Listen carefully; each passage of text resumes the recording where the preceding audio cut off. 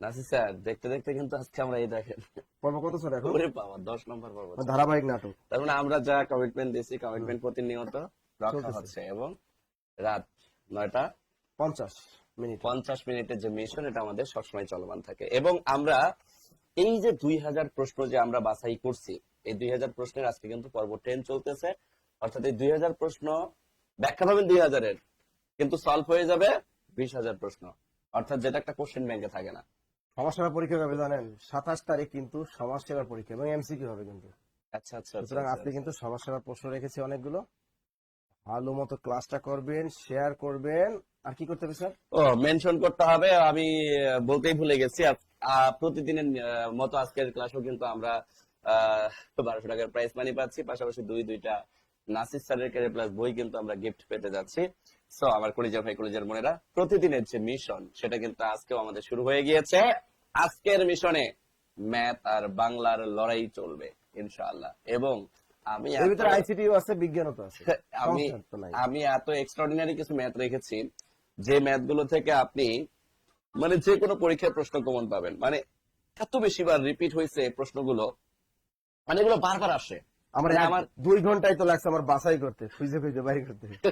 কোন প্রশ্ন আমরা যে বেশি আছে? 2000 প্রশ্ন, এগুলোকে অনেক অ্যানালাইসিস করে তারপরে এক জায়গায় করি, প্রচুর অ্যানালাইসিস করি। কারণ আপনি কোন প্রশ্নটা কমন পাবেন, কোন প্রশ্নটা আবার আসবে, কোন প্রশ্নটা 2026 সালের যে কোনো পরীক্ষায় বারবার রিপিট হবে, সমাজসেবায় আসবে, প্রাইমারিতে আসবে, নিবন্ধনে আসবে, 10 থেকে 20 গ্রেডের ভালো ভালো মন্ত্রণালয়গুলোতে আসবে।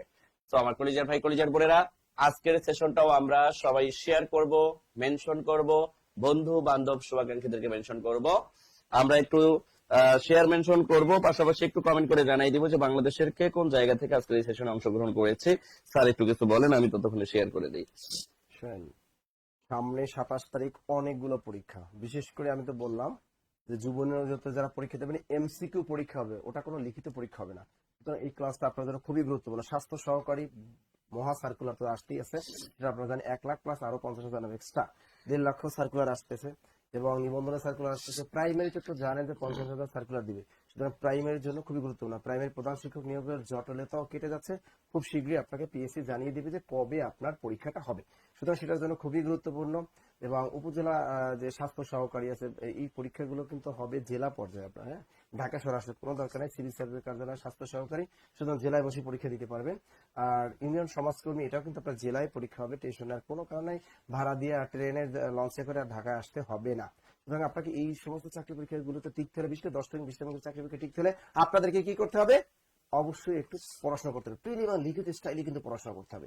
কারণ অনেক চাকরি পরীক্ষা কিন্তু রিটেন হয় এবং প্রিলি পরীক্ষা হয় শতকরা 10%, 100 ভিতরে 10%, 10 থেকে 20টা মধ্যে চাকরি পরীক্ষা হয়।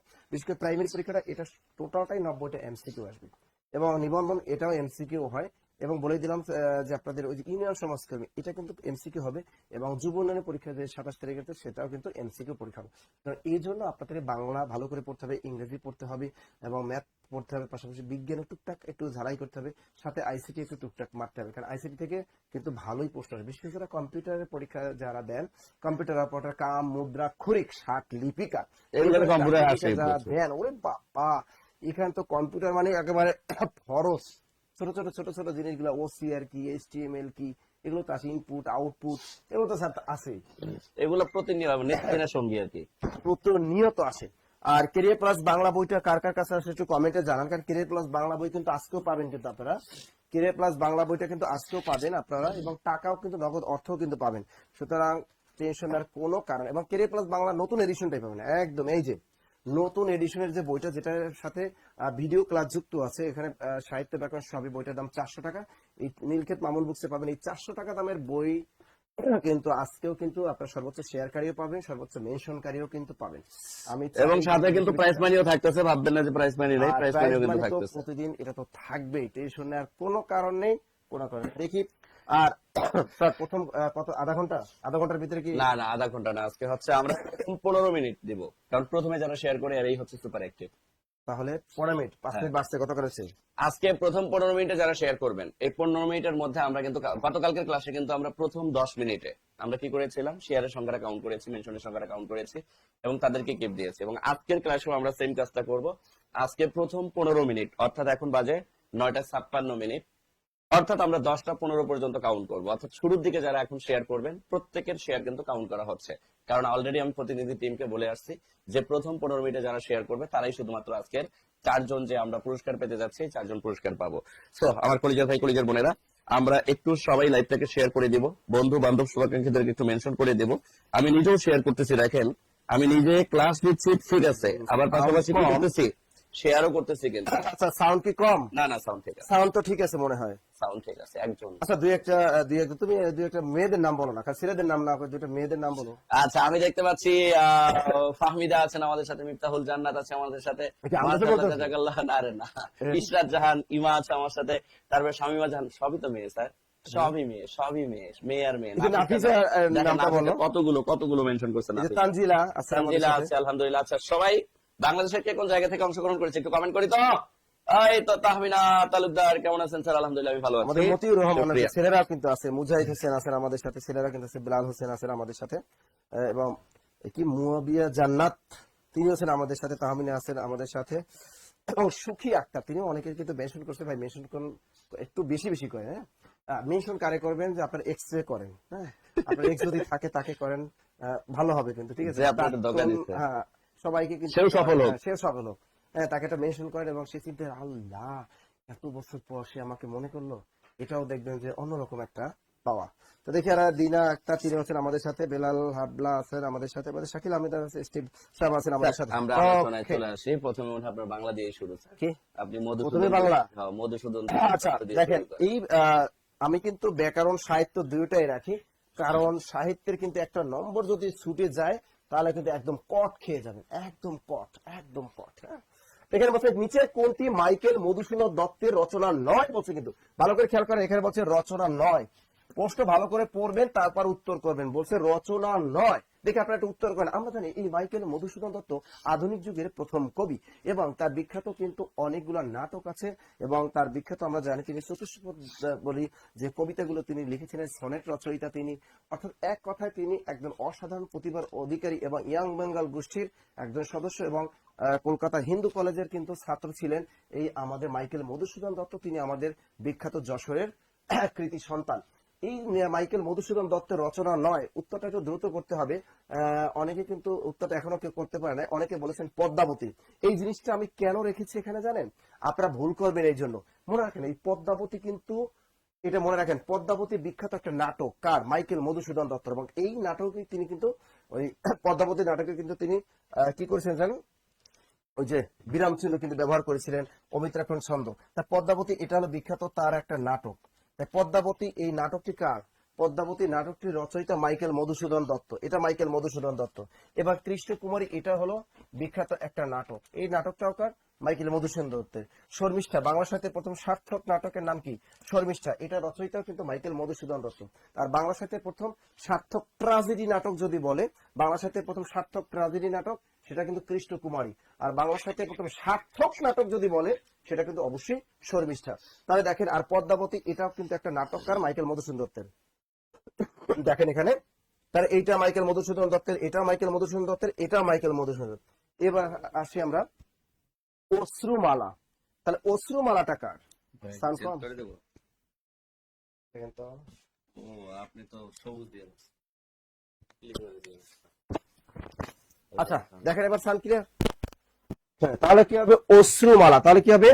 অশ্রুমালা। তা এটা কার? অশ্রুমালা আমরা জানি এটা একটা গীতিকাব্য, এটা হলো কায়কোবাদের। কার? কায়কোবাদ। এই কায়কোবাদের বিখ্যাত একটা গীতিকাব্য, কায়কোবাদের বিখ্যাত একটা গীতিকাব্য, এটা কার রচনা? এইটাই হলো কায়কোবাদ। এখানে বলছে নিচের কোনটি মাইকেল মধুসূদন দত্তের রচনা নয়? উত্তর হবে অশ্রুমালা। তোমরা অনেকেই পদ্মাবতী বলেছো ভাইয়ারা আপুরা। পদ্মাবতী যদি বলে, পদ্মাবতী একটা অনুবাদ কাব্য, অনুবাদ কাব্যটা রচনা করেছেন আমাদের আলাউল। এবার ক্লিয়ার? আর পদ্মাবতীর সমালোচনামূলক একটা প্রবন্ধ রচনা করেছেন আমাদের সৈয়দ আলিয়া হোসেন। ক্লিয়ার? ক্লিয়ার?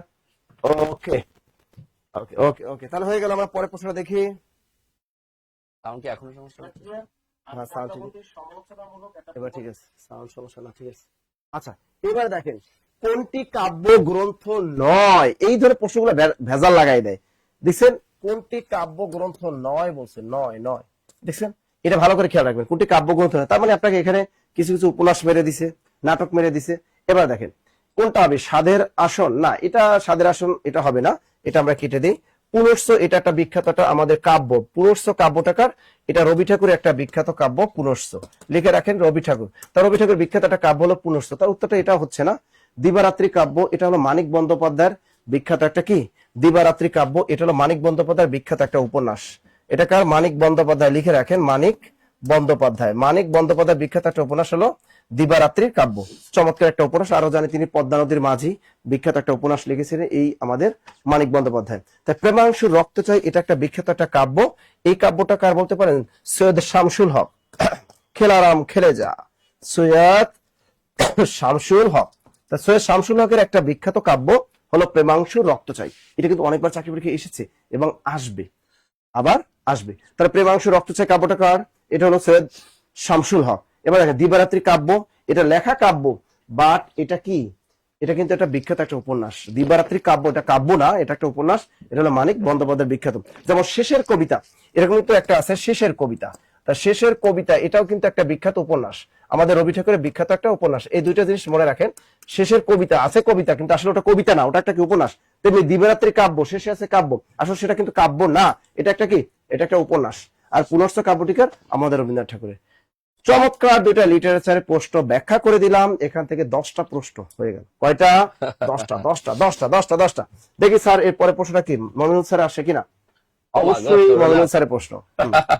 আচ্ছা, খুবই মজার একটা প্রশ্ন। তার আগে বলি দেই, আমরা কিন্তু আজকের শেয়ারকারী এবং মেনশনকারীকে যে 4 জনকে আমরা গিফট করব, নগদ টাকা এবং 2টা বই, এটার গিফট কিন্তু আজকে 15 মিনিট পর্যন্ত কাউন্ট হবে। অলরেডি আমাদের কিন্তু এখন বাজে কয়টা স্যার? এখন বাজে হচ্ছে আমাদের 10টা 3, তার মানে আর 10 মিনিট আছে ধরতে পারেন। এই 10 মিনিটের মধ্যে আপনাকে কি করতে হবে, সর্বোচ্চ শেয়ার এবং মেনশনকারীর মধ্যে থাকতে হবে। খুব মজার একটা ম্যাথ রাখছি, দেখেন তো কতগুলো জব পরীক্ষায় আসছে। দেখেন তো, এই দেখেন 27তম বিসিএস আসছে, বাংলাদেশ পল্লী বিদ্যুতায়ন বোর্ড লাইন ক্রুতে 2023 সালে আসছে, এলজিইডি তে আসছে 2023 সালে, বাংলাদেশ পল্লী বিদ্যুতায়ন বোর্ড পরীক্ষায় আবার 2023 সালে আসছে।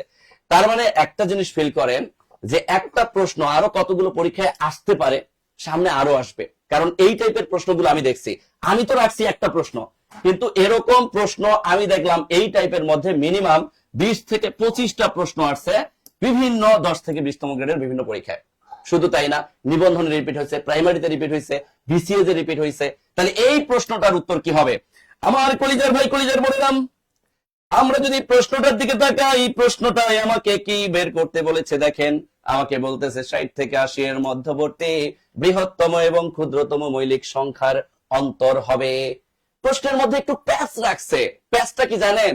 বলছে 60 থেকে 80 এর মধ্যবর্তী বৃহত্তম, খুব ভালো কথা, এবং ক্ষুদ্রতম, তাও ভালো কথা। কি সংখ্যা? মৌলিক সংখ্যা। অর্থাৎ এদের মধ্যে বৃহত্তম এবং ক্ষুদ্রতম যে মৌলিক সংখ্যা আছে, এই সংখ্যা দুটার মধ্যে এদের আমাকে অন্তর বের করতে বলছে। অন্তর মানে বিয়োগফল। অন্তর মানে কি? বিয়োগফল। একটু সবাই নিজেরা দেওয়ার চেষ্টা করব।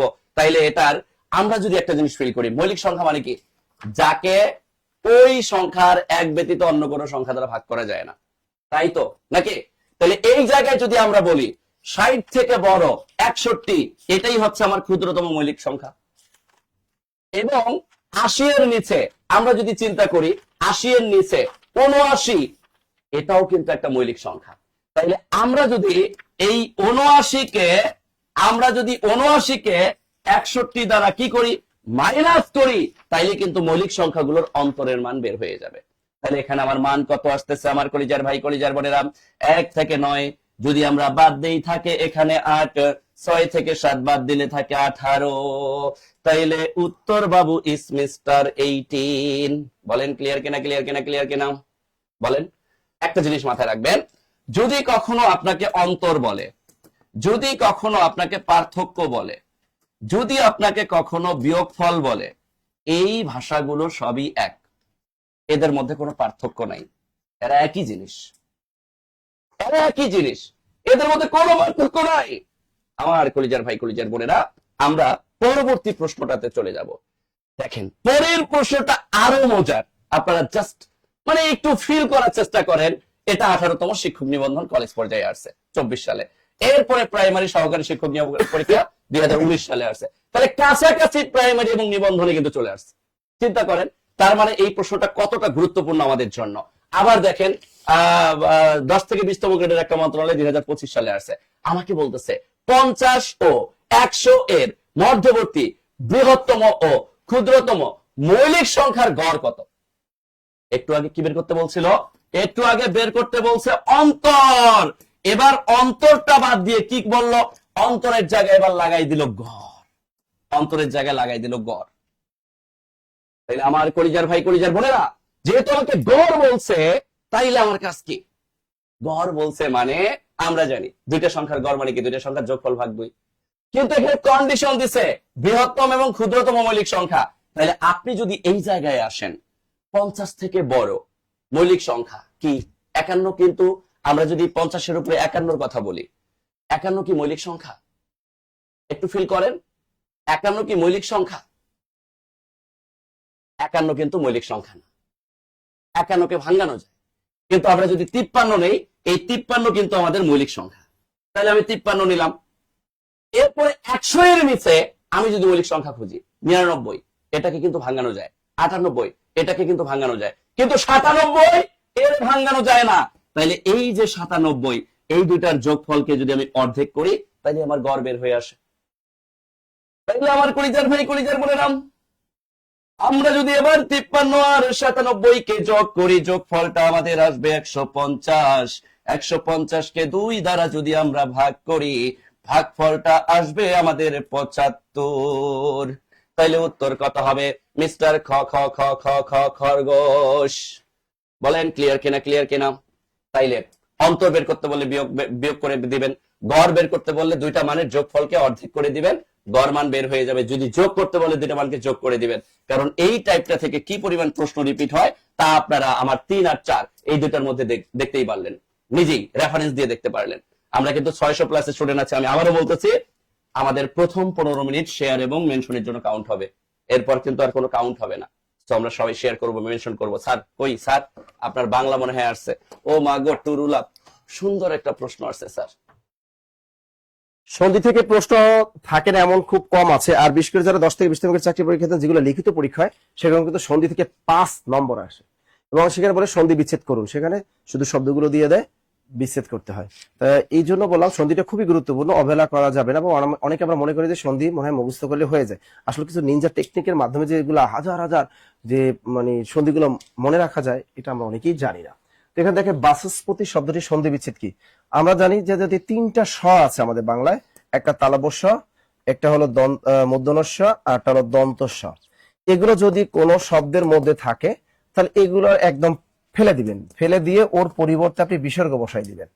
অর্থাৎ 3টে স থাকলে 3টে সকে আপনি সরিয়ে ফেলবেন, যে কোনো একটা থাকবে, সরিয়ে ফেলে ওর পরিবর্তে একটা বিসর্গ বসাই দিবেন। চমৎকার একটা নিয়ম বলে দিলাম। এরকম দেখেন, আপনি যদি কারো মাথা কাটতে চান, এটা দেখেন আসছে শিরোচ্ছেদ। শিরোচ্ছেদ। এখন যদি আপনাকে বলে যে শিরোচ্ছেদ এর সন্ধি বিচ্ছেদ কি, দেখেন এই শব্দটার ভিতরে একটা তালবস্যা বলতে একটা জিনিস আছে, তাহলে এখানে মূল শব্দ শির, এই তালবস্যার শির, এই মূল শব্দ দিলাম। এই তালবস্যার পরিবর্তে আমরা বিসর্গ বসিয়ে দিলাম। প্লাস এবার থাকে কি ছয়কার ছেদ, ছেদ। ঠিক আছে। আবার দেখেন অনেকের মনোকষ্ট, অনেকের দেখবেন আপনি নিষ্পাপ, অনেকে আছে নিষ্পাপ, আমি খুবই নিষ্পাপ, এদের নিষ্পাপ শিশু বলি আমরা। এখানে দেখেন এই নিষ্পাপ বানানের মূর্ধন্য আছে। তাহলে এটা আমরা সন্ধি বিচ্ছেদ কিভাবে করবো? নয়রসিকা নি, যেহেতু মূর্ধন্য এর পরিবর্তে আমরা বিসর্গ বসাই দিব, যোগ এরপর পয়কার পা পাপ বসাই দিব, সমান সমান নিষ্পাপ। এরকম দেখেন যদি আসে ধনুষ্টঙ্কার, ধ লস্কর্ণ 6টা অনুস্বর কয়কার কার ধনুষ্টঙ্কার, এটা যদি আসে, ধনুষ্টঙ্কার বানানটা কিন্তু বাংলা একাডেমি আধুনিক বাংলা অভিধান অনুযায়ী কিন্তু এটাই হবে, এটা স্মার্ট বানান। হ্যাঁ, ধনুষ্টঙ্কার। এখানে ধনুষ্টঙ্কার কি মূর্ধন্য আছে, তার মূল শব্দ কি ধনু, মূল শব্দ ধনু, এই মূর্ধন্য পরিবর্তে বসাইলাম বিসর্গ, যোগ থাকে কি টঙ্কার, ট অনুস্বর টং কয়কারে কার আকার, ধনুষ্টঙ্কার। দেখেন কত সুন্দর সুন্দর এরকম হাজারো দেখবেন সন্ধিগুলো আয়ত্ত করতে পারবেন। হ্যাঁ, এরকম দেখবেন আপনি যদি বলেন চতুষ্কোণ, চ তস্কেতু, এই মূর্ধন্য ওকার মূর্ধন্য, চতুষ্কোণের সন্ধি বিচ্ছেদ কি? দেখেন তাই মূর্ধন্য যেহেতু আছে, মূল শব্দ কি চতু, চতু, এই মূর্ধন্য পরিবর্তে কি বসাবো আমরা? বিসর্গ বসাবো। চতু বিসর্গ যোগ কোণ, কয়কারে কো, মূর্ধন্য না কোণ। দেখছেন কত চমৎকার একটা নিয়ম। আবার নমস্কার, এর সন্ধি বিচ্ছেদ কি? আপনার আসতেই পারে, নমস্কারের সন্ধি বিচ্ছেদ কি? দেখেন ন ম, এই দন্তস্ব সকাশকার নমস্কার, তা ন এই ম, দন্তস্ব পরিবর্তে কি বসাবো? এই বিসর্গ। তো নম বিসর্গ যোগ কার সমান নমস্কার। এখন এখানে কি এসেছে আপনার পরীক্ষায়? এখানে আসছে হলো কি দন্তস্ব, তো দন্তস্ব উঠাই দাও, তারপর বা চ, তারপর বিসর্গ যোগ প্রতি সমান বাচস্পতি।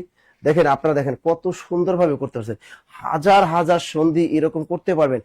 নিয়মটা কি, কোনো শব্দের ভিতরে যদি তালা বসা থাকে ওটা সরিয়ে দিয়ে বিসর্গ বসিয়ে দিবেন, কোন শব্দের ভিতরে যদি মূর্ধন্যসা থাকে ওটা সরিয়ে দিয়ে বিসর্গ বসিয়ে দিবেন, কোন শব্দের ভিতরে যদি দন্তসা থাকে তার দন্তসাটা সরিয়ে দিয়ে বিসর্গ বসিয়ে দিবেন। ক্লিয়ার? যদি আপনাকে কেউ কোনো কিছু আবিষ্কার করতে বলে, বলে এই আবিষ্কার করো, পরিষ্কার করো, তাহলে এই যে দেখেন পরিষ্কার, এই যে পরিষ্কার, এর সন্ধি বিচ্ছেদ কি? আবার বলতে পারে আবিষ্কার, এর সন্ধি বিচ্ছেদ কি? দেখেন ইজিলি পারবেন, কারণ এখানে মূর্ধন্যসা আছে, তাহলে কি হবে? পরস্কেরই পরি, মূর্ধন্যসা আছে পরিবর্তে বিসর্গ দাও, যকার বসাই দাও। আবিষ্কার কি? মূর্ধন্যসা আছে বসাই দাও আবি, মূর্ধন্যসা পরিবর্তে বসাই দাও বিসর্গ, যকার আবিষ্কার। দেখছেন? চমৎকার।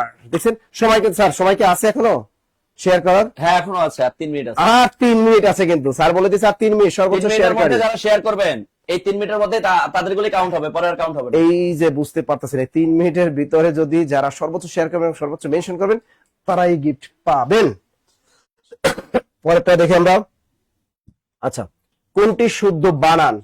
এই বানান নিয়েও কিন্তু অনেক প্রশ্ন থাকে। বানান তো থাকবে, আপনারা জানেন যে লিখিত পরীক্ষা 5টা বানান দেয়, 3টা বানান দেয়, 4টা দেয়, আবার এমসিকিউ পরীক্ষা বানান তো থাকবে। তো এখানে দেখেন বুৎপত্তি বানানটা জিনিসটা কি, এই জিনিসটার সাথে রিলেটেড আছে আমাদের দারিদ্র বানানটা। দেখেন দারিদ্র বানানে কিন্তু শেষে কিন্তু জফলা থাকে, এটা আমরা অনেকেই জানি না, বাট দরিদ্র বানানে কিন্তু শেষে কোনো জফলা থাকবে না, এটা খেয়াল রাখতে হবে। তা দারিদ্র বানানের শেষে কি আছে? জফলা আছে। আর ভবিষ্যৎ বানানটাও কিন্তু আমাদের এরকম, ভ বৈরসিকের বি, মূর্ধন্যসা, এরপর কিন্তু জফলা, এরপরে খণ্ডতা। ভবিষ্যৎ বানানটা খেয়াল করেন, ভ বসকে মূর্ধন্যসা, এরপর একটা জফলা, এরপরে খণ্ডতা, এটা হলো ভবিষ্যৎ বানান। তেমনি বুৎপত্তি বানানটা কি হবে? বৈরসিকের বু, জফলা আছে, বসকের বু, জফলা, খণ্ডতা, এই যে প তয়তা রস্যিকা, বসকের বু, এবার জফলা। এই ন্যূনতম বানানটা দেখুন, এই যে 9 দুগে নু, এই জফলা, ন ত ম, ন্যূনতম। তাই দেখেন এই ন্যূনতম বানানটা আমি বারবার লেখাই দিই, কারণ কি লিখে দিচ্ছি, কারণ এই বানানটা বারবার চাকরি পরীক্ষা আসে। ভবিষ্যৎ বানানটা আপনার আসে বারবার, ভবিষ্যৎ বানানটা লিখে দিলাম। দারিদ্র বানানের জফলা থাকবে, এটাও লিখে দিলাম। দরিদ্র বানানে কোনো জফলা থাকবে না, সেটাও আমি আপনাদেরকে সুন্দর মতো লিখে দিলাম। দেখেন এগুলো কিন্তু আপনাদের খুবই খুবই কাজে লাগে বানানগুলো, তাই না? তারপর দেখেন আয়ত্ত বানান, স্বায়ত্ত বানান, এগুলো তো অনেকবারই লিখেছি, তাই না? এই যে স্বায়ত্ত বানান, স্বায়ত্ত, এই স্বায়ত্ত বানান কিন্তু প্রথমে কিন্তু বফলা আর শেষে কিন্তু তয়তা, এই কিন্তু স্বায়ত্ত বানান। এটা কিন্তু পরীক্ষায় কিন্তু বারবার আসে। বানানগুলা কিন্তু আমি অনেক, প্রত্যেকটা ক্লাসে আমি একটা একটা বানান আমি দিয়ে দিই। মহিয়সী, মহি অ দন্তস্ব দীর্ঘ, এই মহিয়সী বানানটা কিন্তু অনেকবার আসে। হ্যাঁ, মহিয়সী। মনীষী বানানটাও আসে, ম মূর্ধন্য দীর্ঘ, মূর্ধন্যস্ব দীর্ঘ, এ হলো মনীষী। মনীষী বানান, মহিয়সী বানান, এই দুটো খুবই খুবই গুরুত্বপূর্ণ, খুবই গুরুত্বপূর্ণ। বানানগুলো খেয়াল রাখবেন। দেখেন পসারিণী বানানটা কিন্তু আমাদের প্রাইমারি পরীক্ষা ছিল, পসারি মূর্ধন্য নয় দীর্ঘিকার, কিন্তু এই হলো পসারিণী বানানটা। বাট পূজারিণী বানানটা কিন্তু ভেজাল আছে আবার। পদিকে পু, জয়কার যা, রয় রস্যি পূজা, রয় রস্যিকার, আর দন্ত নয় রস্যিকার, এলো পূজারিণী। তাহলে আমরা পসারিণী বানানটা কি, এটা হলো রয় রস্যি মূর্ধন্য দীর্ঘিকার, আর পূজারিণী বানান কিন্তু সবই দন্ত নয় রস্যিকার। চমৎকার বানানগুলো আমরা শিখে ফেললাম। এবারে আমরা চলে যাব, না এটা ম্যাথ পড়াই দেন স্যার। না, না ম্যাথ আমি পারি না, ম্যাথ পারি না। স্যার ম্যাথ পারে না, কিন্তু বিজ্ঞান কম্পিউটার কিন্তু ভালোই পারে। তার প্রমাণ আজকে পাবেন আপনারা শেষের দিকে। ঠিক আছে, এই আমাদের ক্লাসটাকে একটু সবাই শেয়ার করব, আর 1 মিনিট সময় আছে, 1 মিনিটের মধ্যে যারা, ও অলরেডি 1K হয়ে গেছে শেয়ার।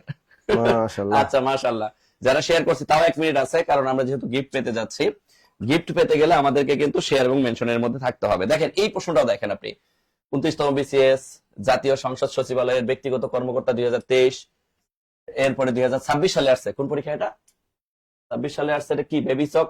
এটা কি এরোগ্রাম কর্মকর্তা, এটা কি জানি, বেবিচক, আল্লাহ জানে। বেবিচক। আচ্ছা, জীবন বীমা কর্পোরেশন 2021 সালে আসছে, প্রাইমারি তো আসছে 2019 সালে।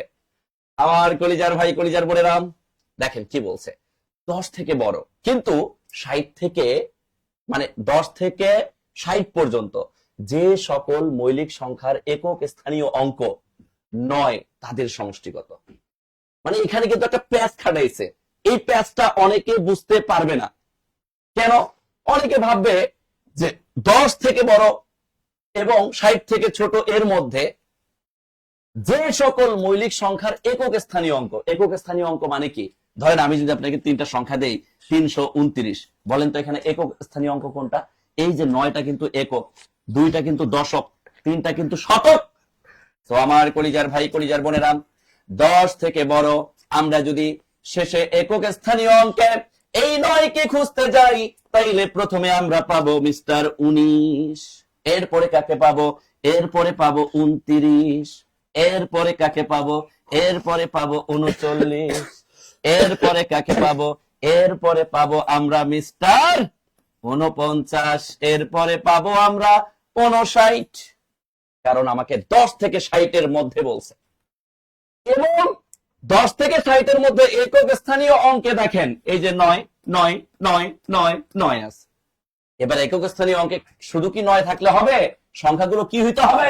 মৌলিক সংখ্যা, যৌগিক হওয়া যাবে না। তার মানে যেগুলোকে ভাঙ্গা যাবে সেগুলো যৌগিক সংখ্যা, সেগুলো বাদ দিয়ে আপনাকে যোগ করতে হবে। তাহলে এখানে ভাঙ্গা যায় কারে কারে দেখেন তো। আপনি 39 রে কি করতে পারবেন? ভাঙতে পারবেন। 3 × 39। আপনি 49 রে ভাঙতে পারবেন। 7 × 7 = 49। তাহলে এরা তো কি সংখ্যা? এরা তো যৌগিক সংখ্যা। এরা যেহেতু যৌগিক সংখ্যা, তার মানে এখন আমারে খুঁজতে হবে কারে? মৌলিক সংখ্যারে। তাহলে আমি যদি মৌলিক সংখ্যারে খুঁজতে যাই, মৌলিক সংখ্যার মধ্যে আছে আমাদের 19, আমাদের 29, আর আমাদের আছে এখানে 59। তাইলে এখানে 3 × 9 = 27 এর 7, হাতের 2, 5 6 7 8 9 10। তার মানে আমার উত্তর আসতেছে কত? 107। উত্তর বাবু ইজ মিস্টার ঘোড়া। এই উত্তর বাবু কি? মিস্টার ঘোড়া। বলেন ক্লিয়ার কিনা? ক্লিয়ার কিনা? ক্লিয়ার কিনা? ক্লিয়ার কিনা? এখনো কি সাউন্ডের সমস্যা নাকি? আমরা কি ক্লিয়ার? আমার কলিজার ভাই কলিজার বোনেরা একটু ঝটপট কমেন্ট করতে হবে, তাহলে প্রশ্ন বুঝতে হবে। মৌলিক বলছে, এই জন্য আমরা যৌগিক দুটারে বাদ দিলাম, আর মৌলিক যে 3টা আছে এই 3টারে যোগ করে দিলাম। যোগ করলে আসে 107। যোগ করলে আসে 107। মাশাআল্লাহ, সবাই ক্লিয়ার। জাযাকাল্লাহু খাইরান। অলরেডি আমরা 700+ স্টুডেন্ট কিন্তু লাইভে আছি। মাশাআল্লাহ, আমরা সবাই একটু শেয়ার করে ফেলবো। আমার কলিজার ভাই কলিজার বোনেরা, এই যত বড় আর যত ছোট টাইপের যে প্রশ্ন কি পরিমাণ পরীক্ষায় আসে এটা আমি আসলে বলে বোঝাতে পারবো না। কিন্তু আজকের পর থেকে আপনি যখনই এই টাইপের ম্যাথ দেখবেন, চুটকি মেরে করে ফেলবেন। মাত্র আপনার সময় লাগতে পারে 2 সেকেন্ড। এই কয় সেকেন্ডের কথা বলছি? 2 সেকেন্ড। কেন জানেন? আপনি যত ছোট যত বড় x + x - এত কাহিনী করার দরকার নেই। কারণ যত ছোট যত বড়তে একটা x এর পাশে থাকলে আরেকটা পাশে মাইনাস থাকে, এর পাশে এসে 2x হয়ে যায়। এই 2x হওয়ার কারণে এই দুইটা এসে আবার এর পাশে ভাগ হয়ে যায়। তাহলে আপনার কাজ যে কত থেকে ছোট কত থেকে বড় এই সংখ্যা দুইটারে কি করা? এই সংখ্যা দুইটারে শুধু যোগ করা। যোগ করে 2 দ্বারা ভাগ করলে আমার সংখ্যাটা x এর মান বের হয়ে যাবে। এই দুইটা কোত্থেকে আসছে জানেন? যত ছোটর একটা x, যত ছোট থেকে বড় আবার ছোট 75। তাহলে ওই পাশে ওই মাইনাসটা এই পাশে আসার কারণে এই পাশে 2x হয়ে যায়। এই 2টা গিয়ে এই পাশে ভাগ হয়ে ভাগ 2 হয়। এই জন্য মুখে মুখে করে ফেলবেন। আপনার যত ছোট যত বড় টাইপের ম্যাথ আসলে দুইটারে কি করে দিবেন? যোগ করে দিবেন, ভাগ 2 করে দিবেন, অ্যান্সার চলে আসবে। তাহলে আমি যদি 320 আর 100 রে যোগ করি, তাইলে আমার আসতেছে কত? আমার আসতেছে 420। 420 কে যদি আমি 2 দ্বারা ভাগ করি, 2 দ্বারা ভাগ করলে আমার আসতেছে 210। আছে 210? আছে মিস্টার খরগোশ। মিস্টার খরগোশ, আমি কি কথা বুঝাতে পারছি? তাহলে যত ছোট যত বড়, এক কথায় একটি সংখ্যা 100 থেকে যত বড়, 320 থেকে তত ছোট। আরে ভাই যত বড় +x, ছোট আবার -x, ওই -x এর শেষে 2x, 2টা গিয়ে এখানে ভাগ হয়ে যায়। তাহলে দুইটা সংখ্যার যোগফল ভাগ 2, ডাইরেক্ট বসায় দিবেন, অ্যানসার অটো চলে আসবে। অ্যানসার অটো চলে আসবে। এই সবাই একটু ক্লাসে রিঅ্যাকশন ইউজ করব, কারণ ধরেন ক্লাসটা ভালো লাগতেছে, লাভ রেট দেই। যদি এই যে আমি মাঝে মধ্যে ওয়াজ করি কেন? একটু আপনাদের এন্টারটেইনমেন্ট করার জন্য, মনোযোগটাকে একটু পড়াশোনার মধ্যে আনার জন্য। মাইন্ড করবেন না, ক্লাসের মধ্যে এন্টারটেইনমেন্ট দরকার আছে। লাগাতার এক ধার্সের ক্লাস আমাদের মাথায় থাকে না। স্যার কোথায়? ও স্যার আপনি কোথায়? স্যার আপনার প্রশ্ন চলে আসছে, পূজা ঋণী না পূজা। মানে এই ব্যতিক্রম গুলা কিন্তু আমরা পারি। সংস্কৃতিশালী ভিক্ষুকে ভিক্ষা দাও আর খয়রাতিরে খয়রাত দাও, খালি এইগুলো পড়লেই হবে না, ঠিক আছে? সম্প্রদান কারক আরো কিছু কিন্তু আছে। এখানে বলছে তোমার পূজার ছলে তোমায় ভুলে থাকি। জিনিসটা দেখেন, গতকাল আমি কিন্তু শিখেছিলাম ক্লাসের ভিতরে, কিন্তু বলেছিলাম যে সম্প্রদান কারক জিনিসটা কি। এই সম্প্রদান কারক জিনিসটা কেউ না কেউ নিবে, এই দানটা কেউ না কেউ নিবে। তা দানটা যে নিবে সেই কিন্তু সম্প্রদান, দান যে নিবে সে সম্প্রদান। আর দানটা কি? কর্মকারক। এখানে বলছে যে একটা জিনিস দেখেন, আমরা যে স্রষ্টাকে যে আমরা কি করি, স্রষ্টার প্রতি আমরা যারা পূজা দেয় তারা স্রষ্টার প্রতি পূজা দেয়। পূজাটা নেয় কে? স্রষ্টা নেয়। কিন্তু স্রষ্টাটা কি? এটা কিন্তু সম্প্রদান কারক। ঠিক আছে, আমরা কি করি? স্রষ্টাকে আমরা প্রার্থনা করি, তো প্রার্থনা আমরা করি, হ্যাঁ, যে হে আল্লাহ তুমি আমাদেরকে মনের আশা কি পূরণ করে দাও, এই যে করি, তাই এই মনের আশা পূরণ করে দেয় কি, যে এই দোয়াটা করি কিসে? আল্লাহর নিকট করি। তা আল্লাহকে, আল্লাহ হলো সম্প্রদান কারক। ঠিক আছে, তা যার উদ্দেশ্যে আমরা প্রার্থনা করবো, প্রার্থনা যে নিবে সে হলো সম্প্রদান কারক। হ্যাঁ, আমরা দানটা যারে দিব, আপনি যদি একটা চকলেট কাউকে দিয়ে দেন, হ্যাঁ, মনে করেন রাস্তায় একজন ভিক্ষুক আছে, তাকে টাকা দিলেন, পয়সা দিলেন, খাবার দিলেন, সেক্ষেত্রে খাবারটা নিল কে? পয়সাটা নিল কে? চকলেটটা নিল কে? যে ব্যক্তিটা নেবে ওই ব্যক্তিটা হলো সম্প্রদান কারক। তো এখানে বলছে তোমার পূজার ছলে তোমায় ভুলেই থাকে। আর পূজাটা দান করে, পূজাটা নেয় কে? তুমি। এখানে তুমি থেকে মূল শব্দ কিন্তু তুমি, মূল শব্দ কি তুমি, পূজাটা নিচ্ছে কি তুমি, তা তুমি থেকে আসছে কি তোমার, রয়ের, তার মানে ষষ্ঠী বিভক্তি, 100% সম্প্রদানের ষষ্ঠী। হ্যাঁ, আপনারা কিন্তু সবাই পেরেছেন এটা সম্প্রদান কারকে ষষ্ঠী বিভক্তি, কারণ র এর আছে, কি আছে? র এবং এর। ঠিক আছে, এরকম দেখো আরেকটা যদি বলি, গুরুকে শ্রদ্ধা করো, গুরুকে, গুরুকে শ্রদ্ধা, গুরুকে শ্রদ্ধা করো। তো এখানে দেখেন এই শ্রদ্ধাটা নিল কে? গুরু। গুরু নিলে আপনার কোনো বেল নেই, আপনি গুরু দেখে আসসালামু আলাইকুম, ঠিক আছে, এই যে সালামটা দিলেন না, সালামটা যে নিবে সে সম্প্রদান। তা নিল কে? এখানে শ্রদ্ধাটা নিল কি? গুরু নিলে। সুতরাং গুরু হলো সম্প্রদান কারক। আর সম্প্রদান কারকে কখনোই দ্বিতীয় বিভক্তি হয় না, চতুর্থী বিভক্তি হয়। সুতরাং এটা হবে সম্প্রদানে চতুর্থী, সম্প্রদানে চতুর্থী। ক্লিয়ার? মাশাআল্লাহ, সবাই সবাই সবাই কিন্তু মোটামুটি উত্তর করতেছেন, ভেরি গুড। একটু রিয়াকশন ইউজ করতে হবে, কারণ আমাদের স্যার কিন্তু বারবার বলে কিন্তু যে আপনি একটু রিয়াকশন ইউজ করেন, ক্লাস একটু রিয়াকশন ইউজ করবেন। হ্যাঁ? এত কষ্ট করে দেখেন সারাদিন আমরা কত পরিশ্রম করি, তারপর আমরা ঠিক 9:85 কিন্তু আমরা চলে আসি আপনাদেরকে এই মানে একেবারে যে প্রশ্নগুলো আসবেই এগুলা। এবার দেখেন সিলিন্ডারে যে গ্যাস বিক্রি করা হয় তা প্রধানত কি? এই যে জিনিসগুলো দেখেন, আমরা যে সিলিন্ডার কিনি না, এই সিলিন্ডার কিনি, এই সিলিন্ডারের ভিতরে তো একটা গ্যাস আছে যেটা দিয়ে আমরা রান্না করি। এখন গ্রাম গঞ্জে সব জায়গায় পাওয়া যায়। এর ভিতরে যে গ্যাসটা থাকে, এই গ্যাসটা কি গ্যাস? এটা কি মিথেন গ্যাস? এটা তো না, মিথেন গ্যাস মানে এটা কিন্তু চমৎকার একটা প্রশ্ন।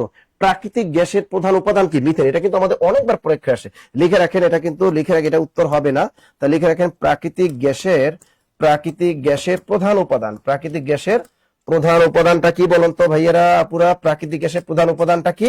সেটা হলো মিথেন। মিথেন, এই প্রশ্নটা যে কতবার আসছে, আবার আসবে, আবার আসবে।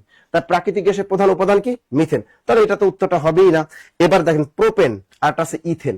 তা প্রোপেন কি? এটা একটা বর্ণহীন হাইড্রোকার্বন গ্যাস, কিন্তু বর্ণহীন, এবার একটা দাহ্য পদার্থ। এটা একটা কি? দাহ্য এবং বর্ণহীন হাইড্রোকার্বন গ্যাস। এটা কি? হাইড্রোকার্বন, হাইড্রোকার্বন, দাহ্য ও বর্ণহীন, দাহ্য ও বর্ণহীন একটা গ্যাস, সেটার নাম কি? এই প্রোপেন। এবার দেখেন ইথেন, এটাও একটা হাইড্রোকার্বন গ্যাস। তা এই ইথেন, প্রোপেন, এই ইথেন এটা একটা হাইড্রোকার্বন গ্যাস, প্রোপেন একটা বর্ণহীন হাইড্রোকার্বন গ্যাস। তাহলে বিউটেনটা কি? স্যার এটাই হলো, হ্যাঁ, আমরা সিলিন্ডারে যে গ্যাসটা পাই, যে গ্যাসটা দিয়ে রান্না বান্না করি, ওই গ্যাসটার নামই হলো বিউটেন। তো উত্তরটা কি হবে? বিউটেন। স্যার সঠিক উত্তরটা তো অনেকেই দিয়েছেন, বাহ বাহ বাহ বাহ।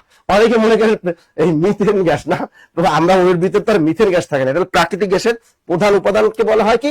মিথেন। তাহলে আমরা এখান থেকে উত্তর পাইলাম কি স্যার? সিলিন্ডার যে গ্যাস বিক্রি করা হয় তা প্রধানত কি? বিউটেন। আর প্রাকৃতিক গ্যাসের প্রধান উপাদান কি? মিথেন। আর প্রোপেন কি? এটা একটা হাইড্রোকার্বন, দাহ্য ও বর্ণহীন একটা গ্যাস। আর ইথেন এটা একটা হাইড্রোকার্বন গ্যাস। দেখি আমাদের পরের প্রশ্নটা কি আসে। না না, এটা math, math math math math. আচ্ছা, আমার কলিজার ভাই, কলিজার বোনেরা, খুবই মজার একটা ম্যাথ। দেখেন এই ম্যাথটা কিন্তু অনেকগুলো জব পরীক্ষায় অলরেডি আসছে, আরো আসবে, আবার আসবে, বারবার আসবে। কি বলেছে? 5 অঙ্কের ক্ষুদ্রতম সংখ্যা। কয় অঙ্কের? 5 অঙ্কের ক্ষুদ্রতম সংখ্যা। 4 অঙ্কের বৃহত্তম সংখ্যার অন্তর কত? অন্তর মানে কি? আমরা জানি অন্তর মানেই হচ্ছে বিয়োগ করা, বা হচ্ছে বিয়োগ ফলটা বের করে ফেলা। তাহলে এই প্রশ্নের মধ্যে যদি আমরা একটু তাকাই, আমাকে যেহেতু বলছে 5 অঙ্কের ক্ষুদ্রতম, ক্ষুদ্রতম কি? অনেক সময় আমরা ভাবি ক্ষুদ্রতম কি 0? 0 কিন্তু কোনো ক্ষুদ্রতম সংখ্যা না। ক্ষুদ্রতম শুরুটা কিন্তু 1 দিয়ে শুরু করতে হয়। কি দিয়ে শুরু করতে হয়? 1 দিয়ে শুরু করতে হয়। এবং 5 অঙ্কের ক্ষুদ্রতম বলার কারণে 1-এর পরে আবার 4টা আন্ডা দিয়ে দিতে হয়, তাইলে হয় 5 অঙ্কের ক্ষুদ্রতম সংখ্যা। এরপরে কি বলছে? 4 অঙ্কের বৃহত্তম সংখ্যা। তাহলে 4 অঙ্কের যদি আমি বৃহত্তম সংখ্যা দেই, তাইলে এখানে 4 অঙ্কের বৃহত্তম সংখ্যা হচ্ছে 4টা 9। এবার বোঝার ব্যাপার হচ্ছে, আমি যদি মিনিমাইজ করি, তাইলে মিনিমাইজে অ্যান্সার আসবে মিস্টার 1। এর উত্তর কত? 1। অর্থাৎ এটার উত্তর হবে 1 1 1 1। এটার উত্তর হচ্ছে 1। Clear clear clear clear clear clear clear clear সহজ প্রশ্ন ছিল। এই যে মজার একটা প্রশ্ন পাইছি এবার আমরা। আমার কলিজার ভাই কলিজার বোনেরা, যখনই এরকম রুট ভিত্তিক কোন প্রশ্ন দেখবেন, ঘাবড়ানোর কোনো কিছু নাই। আপনি ডান পাশের এই ছোট্ট রুট গুলোকে একটা একটা করে ক্যালকুলেশন করে আসলেই আপনার উত্তর হয়ে যাবে। এখন আপনি যদি চিন্তা করেন আমি রুট 41 কে কি করব, রুট 21 কে কি করব, রুট 19 কে কি করব, তাইলে আপনি বিপদে পড়ে যাবেন। আজকের পর থেকে যখনই আপনি কোনো প্রশ্নের দিকে তাকাবেন, যদি প্রশ্নগুলো এরকম থাকে আর এই ছোট্ট ডান পাশের অঙ্কগুলোর প্রত্যেকটার মধ্যে যদি সিঙ্গেল রুট দেখেন, তাইলে এই সিঙ্গেল রুট গুলোর কাজ করে ফেললে আপনার ম্যাথ হয়ে যাবে। দেখেন মজার জিনিস, এই জায়গায় আপনার কাজ হচ্ছে রুট 9 কে আগে ভাঙানো। রুট 9 কে যদি আপনি ভাঙান তাইলে কত হয় বলেন তো? রুট 9 কে ভাঙালে এখানে হয় 3। এবার আসেন 19 থেকে যদি আপনি 3 বাদ দেন থাকে কত? 16। তাহলে এবার আসেন এই রুট 16 কে আবার কি বলা যায়? 4। এই যে 19 থেকে যদি আপনি 3 বাদ দেন থাকে 16। এবার এটা যেহেতু 16, তাহলে রুট 16 কে আবার আপনি কি বলবেন? রুট 16 কে আপনি বলবেন 4। এবার এখানে আছে 21, তাহলে 21 আর 4 যোগ করলে কত হয়? 25। তাহলে এবার আপনি রুট 25 কে কি বলবেন? 5। এবারও আবার রুট আউট হয়ে গেল। এবার এই যে 5, 41 থেকে যদি আপনি 5 বাদ দেন তাহলে থাকে কত? রুট 36। এই রুট 36 এর মান হচ্ছে 6। তাহলে উত্তর বাবু মিস্টার 6। দেখছেন প্রশ্নটা দেখতে কতটা বিদঘুটে, কিন্তু অ্যান্সার কতটা সহজ। এটার অপশন ভুল করছে কেন? এটার অপশন ভুল করছে, এখানে অপশন দেওয়া নাই, অপশনটা আসলে ভুল করছে। অপশনটা হবে 6। অ্যান্সার বাবু মিস্টার 6। অ্যান্সার বাবু মিস্টার 6। সবাই তো বলছে, দেওয়া ছিল সবাই বলছে 6। কথা কি বুঝতে পারছি? মাশাআল্লাহ মাশাআল্লাহ, সবাই পারছি সবাই পারছি, জাযাকাল্লাহু খাইরান। তাইলে এখানে জাস্ট 9 রে ভাঙবো, 9 রে ভাঙার পর 3 পাইছি, 19 থেকে 3 বাদ দিলে 16, 16 রে ভাঙলে রুট 16 রে আমরা 4 পাই, 21 আর 4 যোগ করলে 25, রুট 25 মানে 5, 41 থেকে 5 বাদ দিলে 36, রুট 36 মানে 6। শেষ। বলেন পরের প্রশ্নটা কি বলছে? পরের প্রশ্নটা কি বলছে? ও মাগো, স্যারের উপন্যাস চলে আইছে। এটা লিটারেচার একটা প্রশ্ন, চমৎকার একটা প্রশ্ন। পঞ্চগ্রাম, এটা দেখেন পঞ্চগ্রাম, এটা কোন সমাস? 5 গ্রামের সমাহার, তাকে আমরা কি বলি? পঞ্চগ্রাম। এটা হলো দ্বিগু কর্মধারায় সমাস বা দ্বিগু সমাস বলতে পারি এটাকে। তা পঞ্চগ্রাম এই উপন্যাসটা কে লিখেছেন একটু আপনারা অনেকেই পারবেন না, কারণ এই আনকমন প্রশ্নগুলো যখনই ধরে তখনই পারে না। এই ধরনের প্রশ্নের উত্তরটা পারলে কিন্তু চাকরিটা হয়ে যায়। এই ধরনের লিটারেচার কিন্তু পড়তে হবে ভাইয়ারা, কোনো মিস দেবে না। দেখেন এই সৈয়দ মুস্তফা আলী, তিনি তার কিন্তু বিখ্যাত একটা উপন্যাস আছে শবনম। এটা কিন্তু অনেকবার জব পরীক্ষা আসছে। শবনম এই বিখ্যাত উপন্যাসটা কার? শবনম এই বিখ্যাত উপন্যাসটা কার? এই শবনম বিখ্যাত উপন্যাসটা রচয়িতা আমাদের সৈয়দ মুস্তফা আলী। তাহলে সৈয়দ মুস্তফা আলী তো এটা তো উত্তরটা হবেই না, নিশ্চিত পারেন। ঠিক আছে, এবার দেখেন মানিক বন্দ্যোপাধ্যায়, তার বিখ্যাত উপন্যাস আছে কি? পুতুল নাচের ইতিকথা। দিবারাত্রি কাব্য, লিখে রাখেন, আসতে পারে কিন্তু, অনেকবার পরীক্ষা আসছে কিন্তু। দিবারাত্রির কাব্য, এটা একটা উপন্যাস। আরেকটা আছে পুতুল নাচের ইতিকথা। পুতুল নাচের ইতিকথা। ঠিক আছে, এই যে দেখেন পুতুল নাচের ইতিকথা, ঠিক আছে, দিবারাত্রি কাব্য, এই বিখ্যাত দুটো উপন্যাসের রচয়িতাকে আমাদের মানিক বন্দ্যোপাধ্যায়। এবার আসি তারাশঙ্কর বন্দ্যোপাধ্যায়, আরেকজন আছে শওকত আলী। শওকত আলী কিন্তু বাংলা সাহিত্যে কিন্তু চমৎকার মুক্তিযুদ্ধ ভিত্তিক সাহিত্য কিন্তু তিনি রচনা করেছেন। তার বিখ্যাত মুক্তিযুদ্ধ ভিত্তিক উপন্যাস যাত্রা, পিঙ্গল আকাশ, কুলায় কালস্রোত, লিখে রাখেন, কুলায় কালস্রোত। বাংলা সাহিত্যের বিখ্যাত মুক্তিযুদ্ধ ভিত্তিক উপন্যাসগুলো রচয়িতা এই আমাদের শওকত আলী। তার বিখ্যাত উপন্যাস যাত্রা, দুইটা লেখে, যাত্রা দেখে ফাত্রা, আমরা আগে বলতাম কিন্তু যাত্রা, এবার কি পিঙ্গল আকাশ, এবার কুলায় কালস্রোত। আর একটা কি কুলায় কালস্রোত। আমার মনে পড়ে ছোটবেলায় যাত্রা দেখতে গেছিলাম, তো অনেক ছোট, মনে হয় 9ম-10ম শ্রেণী ট্রেনে পড়ি, তখন আম্মায় ওই রাতের ঘরে উঠতে দেয় না। হ্যাঁ, ঘরে উঠতে দেয় না, যাত্রা দেখে ফাত্রায়, তোরে ভাতই দিব না আগামীকাল। ঠিক আছে, সত্যি কথা, যাত্রা দেখে আসলে ফাত্রায়, মনে করছি যাত্রা কিন্তু ফাতাই ছিল। হ্যাঁ, যাত্রা ফাত্রায়, এখন কি তাইলে? ঠিক আছে, তাহলে যাত্রা, পিঙ্গল আকাশ, কুলায় কালস্রোত, এগুলা কার? শওকত আলী। এবার দেখেন তারাশঙ্কর বন্দ্যোপাধ্যায়, ইনি কিন্তু মুক্তিযুদ্ধ ভিত্তিক উপন্যাস রচয়িতা, আমাদের পশ্চিমবঙ্গের বিখ্যাত একজন রাইটার। এবং তিনি কিন্তু 1971 সালে তিনি কিন্তু প্রথম উপন্যাস প্রকাশ করেন, একটি কালো মেয়ের কথা। এই নাজমা নামের বিখ্যাত চরিত্র একটি কালো মেয়ের কথা উপন্যাসটি প্রকাশ পায় 1971 সালে। এটা কিন্তু পরীক্ষা আসতে পারে। একটি কালো মেয়ের কথা, একটি কালো মেয়ের একটি কালো মেয়ের কথা, এটা বিখ্যাত মুক্তিযুদ্ধ ভিত্তিক উপন্যাস এবং এই উপন্যাসটা প্রকাশ পায় 1971 সালে। তাহলে এই পঞ্চগ্রাম উপন্যাসটিকার এই তারাশঙ্কর বন্দ্যোপাধ্যায়ের একটা বিখ্যাত উপন্যাস হলো পেরেছেন পেরেছেন পেরেছেন। Good good good good good good. তাহলে পঞ্চগ্রাম এই উপন্যাসটা কে লিখেছেন? তারাশঙ্কর বন্দ্যোপাধ্যায়, তারাশঙ্কর বন্দ্যোপাধ্যায়। ওকে, এবার দেখেন, তাহলে এই যে দিবারাত্রি কাব্য উপন্যাসটা কার? মানিক বন্দ্যোপাধ্যায়। পুতুল নাচের রীতিকথা কাব্যটি কার? মানিক বন্দ্যোপাধ্যায়। শবনাম উপন্যাসটি কার? সৈয়দ মুস্তফা আলী। এবার দেখেন, একটি কালমের কথা উপন্যাসটি কার? তারাশঙ্কর বন্দ্যোপাধ্যায়। পঞ্চগ্রাম উপন্যাসটি কার? তারাশঙ্কর বন্দ্যোপাধ্যায়, তারাশঙ্কর বন্দ্যোপাধ্যায়। ওকে, দেখি আমার পরের প্রশ্নটা কি আসতেছে এবার। উফ, চমৎকার। এই যে দেখেন, আমি সবসময় বলি যে বাংলার ক্ষেত্রে আপনার 10 থেকে 20তম গ্রেডের ভিতরে ভালো একটা সাজেশন দিয়ে দিই, আপনি বেশি বেশি বিপরীত শব্দগুলো পড়েন, যেগুলো চাকরি পরীক্ষা আসছে বিগত সালে, এর ভিতর থেকে আসবে বিপরীত শব্দ। সমর্থক শব্দ পড়েন, বিগত সালে এগুলো পড়েন, একদম হুবহু কমন। তা সমর্থক শব্দ থেকে আসবে, বিপরীত শব্দ থেকে আসবে, এগুলো তো লিখিত পরীক্ষা একদম টাস টাস নম্বর থাকে একেবারে, এক কথায় প্রকাশ থাকে, বাগধারা থাকে, এগুলা মানে একদম কম্বোচারী জিনিস। পারিবারিক শব্দ সামথিং সামথিং আসে, তাহলে এগুলো কিন্তু একদম ছাক্কা নম্বর। এখানে দেখতে জয় সূচক উৎসব, জয় সূচক উৎসব, সেটাকে কি বলে বলেন? বিজয়, জয়োৎসব। জয়োৎসব জিনিসটা কি জানেন? জয়ের জন্য উৎসব। তাহলে কি লেখেন? জয়ের জন্য, জয়ের জন্য যে আমরা উৎসব পালন করি তাকে বলে জয়োৎসব। এটা আসতে পারে কিন্তু। তাহলে জয়ের জন্য যে উৎসব তাকে বলি আমরা জয়োৎসব। আর জয় সূচক উৎসব যদি বলে তাহলে সেটা হবে জয়ন্তী। এটা কিন্তু অনেকেই পারবেন না। না না, পারছে, ওরে বাবা, সবাই পারছেন যে স্যার এটা হলো জয় সূচক উৎসব, 100% এটা উত্তরটা হবে জয়ন্তী। লিখে রাখেন, কারণ এটাই কিন্তু আসবে। আর 10 থেকে 20তম গ্রেড চাকরি পরীক্ষায় অনেক সময় 4টা অপশন দিয়ে দেয় না, সেক্ষেত্রে অবশ্যই কট খেয়ে যাই আমরা। তাহলে এখানে কি পাইলাম? জয় সূচক উৎসব জয়ন্তী। আর জয়ের জন্য যে উৎসব তাকে আমরা বলবো জয়োৎসব। জয়ের জন্য যে উৎসব তাকে আমরা বলবো জয়োৎসব। ক্লিয়ার সবাই? ওকে, আমরা দেখি পরের প্রশ্নটা কি আসতেছে। না, এটা লগের অঙ্ক আসতেছে, লগটা করাই দিই আমি নাকি স্যার? লগটা কি আমি করাই দিব? এটা খুবই মজার একটা ম্যাথ। মজার, গুড। একটি কালো শোনেন, মেয়ের কথা। লগের এই ফর্মুলাটাই অনেক বইয়ের মধ্যে দেওয়া নাই। এখন আপনারা যদি লগের এই ফর্মুলাটা জানতে চান তাইলে কিন্তু বিপদে পড়ে যাবেন। অনেকে ভাববেন যে এই ফর্মুলা তো আমরা কোনো বইয়ের মধ্যে দেখি নাই, এই ফর্মুলা কোত্থেকে আসলো? দেখেন, এই ফর্মুলাটা আমি আপনাদেরকে বলে দিই। কখনো যদি লগারিদমে আপনি সূচকের বেস আর লগের বেস একই দেখেন, আবার বলতেছি, সূচকের বেস আর লগের বেস একই দেখেন, তাইলে এরা সব সময় আউট হয়ে যায়। কি হয়ে যায়? আউট হয়ে যায়। অর্থাৎ এখানে আমি যদি আপনাকে ফর্মুলাটা বলি তাহলে আপনি এটাকে এভাবে বলতে পারেন, এ লগ ভিত্তিক এর ওপর আমি যদি এখানে বি দেই, এটার উত্তরটা হবে বি।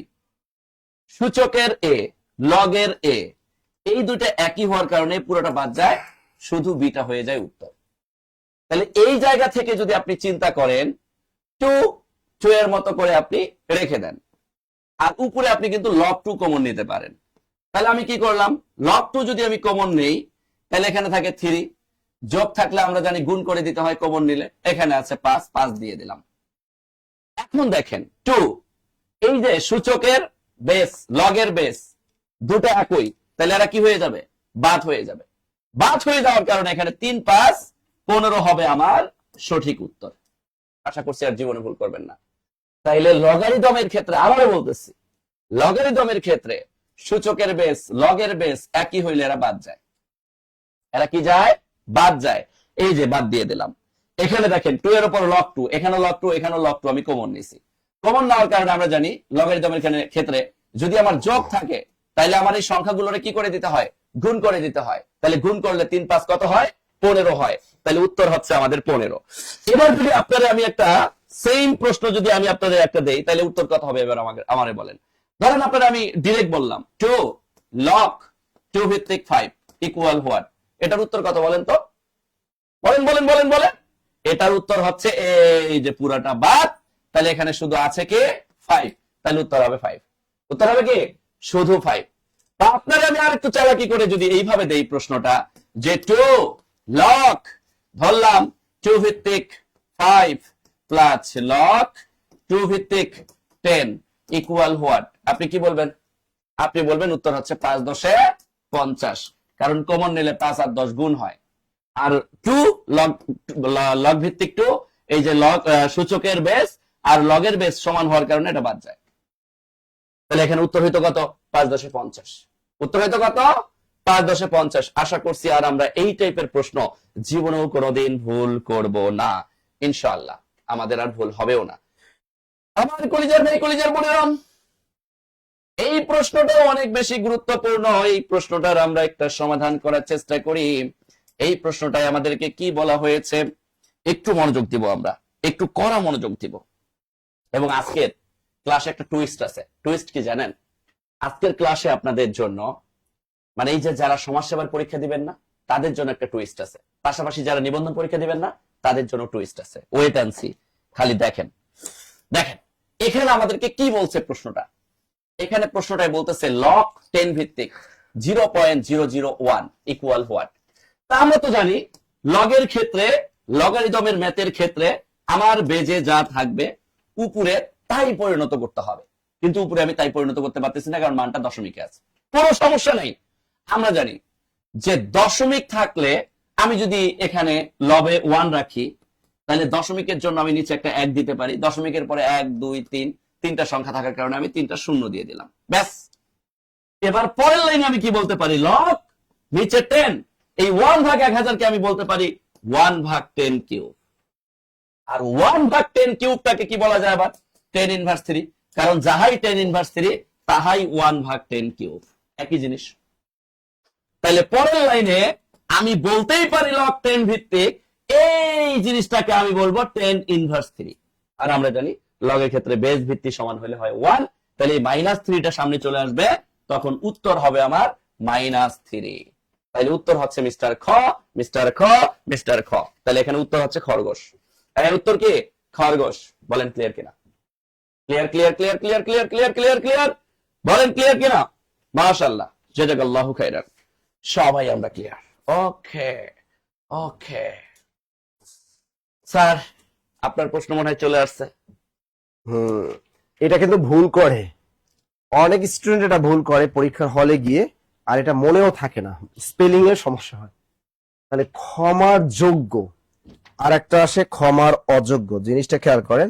একটা আসে ক্ষমার যোগ্য আর একটা পরীক্ষায় আসে ক্ষমার অযোগ্য, এই দুইটাই আসে। তা ক্ষমার অযোগ্যটা কি? আর একটা আসে ক্ষমার যোগ্য, ক্ষমার যোগ্য, এই দুইটা কি? এর বাক্য সংকোচনটা কি আসলে কে বলতে পারবেন? তো ক্ষমার যোগ্য কোনটা? উত্তরটা বলেন তো। ও স্যার বুঝি নাই, কোনটা বুঝে নাই বেবি? ক্ষমার হো, হ্যাঁ ক্ষমার যোগ্য, তার মানে ক্ষমার হো হয় রেপ আছে, যে না এটা মনে করেন যে সে কি করছে, আপনার হাজবেন্ড মনে করে কট খাইছে, কি খাইছে? আর একটা মেয়ের সাথে সে কট খাইছে। কক্সবাজার গিয়ে আপনার হাজবেন্ড কট খাইছে, এখন চিন্তা করছে না এটা কি করা যায়, তাকে এটা এটা ক্ষমার যোগ্য, তারে ক্ষমা করে দেয়া যায়। হ্যাঁ, আবার অনেক মেয়ে চিন্তা করে না এই শয়তানটাকে কোনো অবস্থাতেই ক্ষমা করা যাবে না, সেটাকে কি বলবা? তা হলো ক্ষমার অযোগ্য। তা সেটা কি হবে? ক্ষমার আজকে দেখেন না যে বিআইডব্লিউটি এর পরিচালক তিনি কি করেছেন? তিনি এক সুন্দরীর ললনাকে নিয়ে কট খেয়েছেন, এই জন্য তার চাকরিটা চলে গেছে। তা এই যে দেখেন, তা কোনটা অযোগ্য মেয়ের? এখন দেখেন, আমি আবার বলে দিচ্ছি, মনে করেন আপনার হাজবেন্ড বা আপনার ওয়াইফ পরকিয়া করতে গিয়ে একটা কট খাইছে, যদি মনে করেন বা আপনার গার্লফ্রেন্ড কট খাইছে বা আপনার বয়ফ্রেন্ড কট খাইছে, এরকম যদি মনে করেন যে না এটা ক্ষমার যোগ্য, তা যদি ক্ষমার যোগ্য মনে করেন তা আপনি বলবেন ক্ষমার হো, তখন আপনি কি মনে করেন? তখন বলবেন ক্ষমার। আর যদি চিন্তা করেন না এটা কখনোই ক্ষমা করা যাবে না, তাহলে সেটা কি হবে? ক্ষমার জো, অন্তস্থ জয় রেপ, অন্তস্থ জয় রেপ। ক্লিয়ার? কি কথা কন? Clear clear clear. এই জিনিস দুইটা কিন্তু ভালো মতো শিখে রাখেন। তা ক্ষমার অযোগ্য ক্ষমার জো, আর ক্ষমার যোগ্য ক্ষমার হো, এটা হয়ের উপর রেফ, এটা অন্তস্থ জয় উপর রেফ। ক্লিয়ার সবাই? দুটো ক্লিয়ার ক্লিয়ার ক্লিয়ার। হ্যাঁ সাকলাইন, হ্যাঁ শুধু সাকলাইন, সাকলাইনের দোষ দেন কা? শুধু এক হাতে তালি বাজে, এখানে নায়িকার কোনো কি দোষ নেই, শুধু কি সাকলাইনের দোষ ছিল? হ্যাঁ, সাকলাইনেরও কিন্তু সুন্দর ফুটফুটে একটা কিউট একটা সুন্দরী একটা বউ ছিল, এবং মানিকগঞ্জের সেও কিন্তু এডিসি ছিল, তারও ক্ষমতা কিন্তু কম ছিল না, এবং তার একটা ছেলেও আছে। তাই নারী দেখেন, পুরুষ মানুষ এমন একটা জিনিস, অধিকাংশই পুরুষরাই, 50% পুরুষ বাংলাদেশ পৃথিবীর যে কোনো দেশে, এই পুরুষরা মানে মানে বিরিয়ানি রাইখাও মানে ওই পচা খাবার দেখলে মুখ সরাতে মানে ওখানে একটা মুখ দিতে চায়, বুঝছেন? এটাই হলো আমাদের প্রবলেম। ঠিক আছে, তা দেখেন এটা আপনারাই ভালো মনে করেন যে এখানে কি করবেন। হ্যাঁ, এটা আপনারাই ভালো মনে করেন। পরেরটা দেখি আমি, অন্তরে যাদের এত গোলামির ভাব তারা বাইরের গোলামি থেকে রেহাই পাবে কি করে?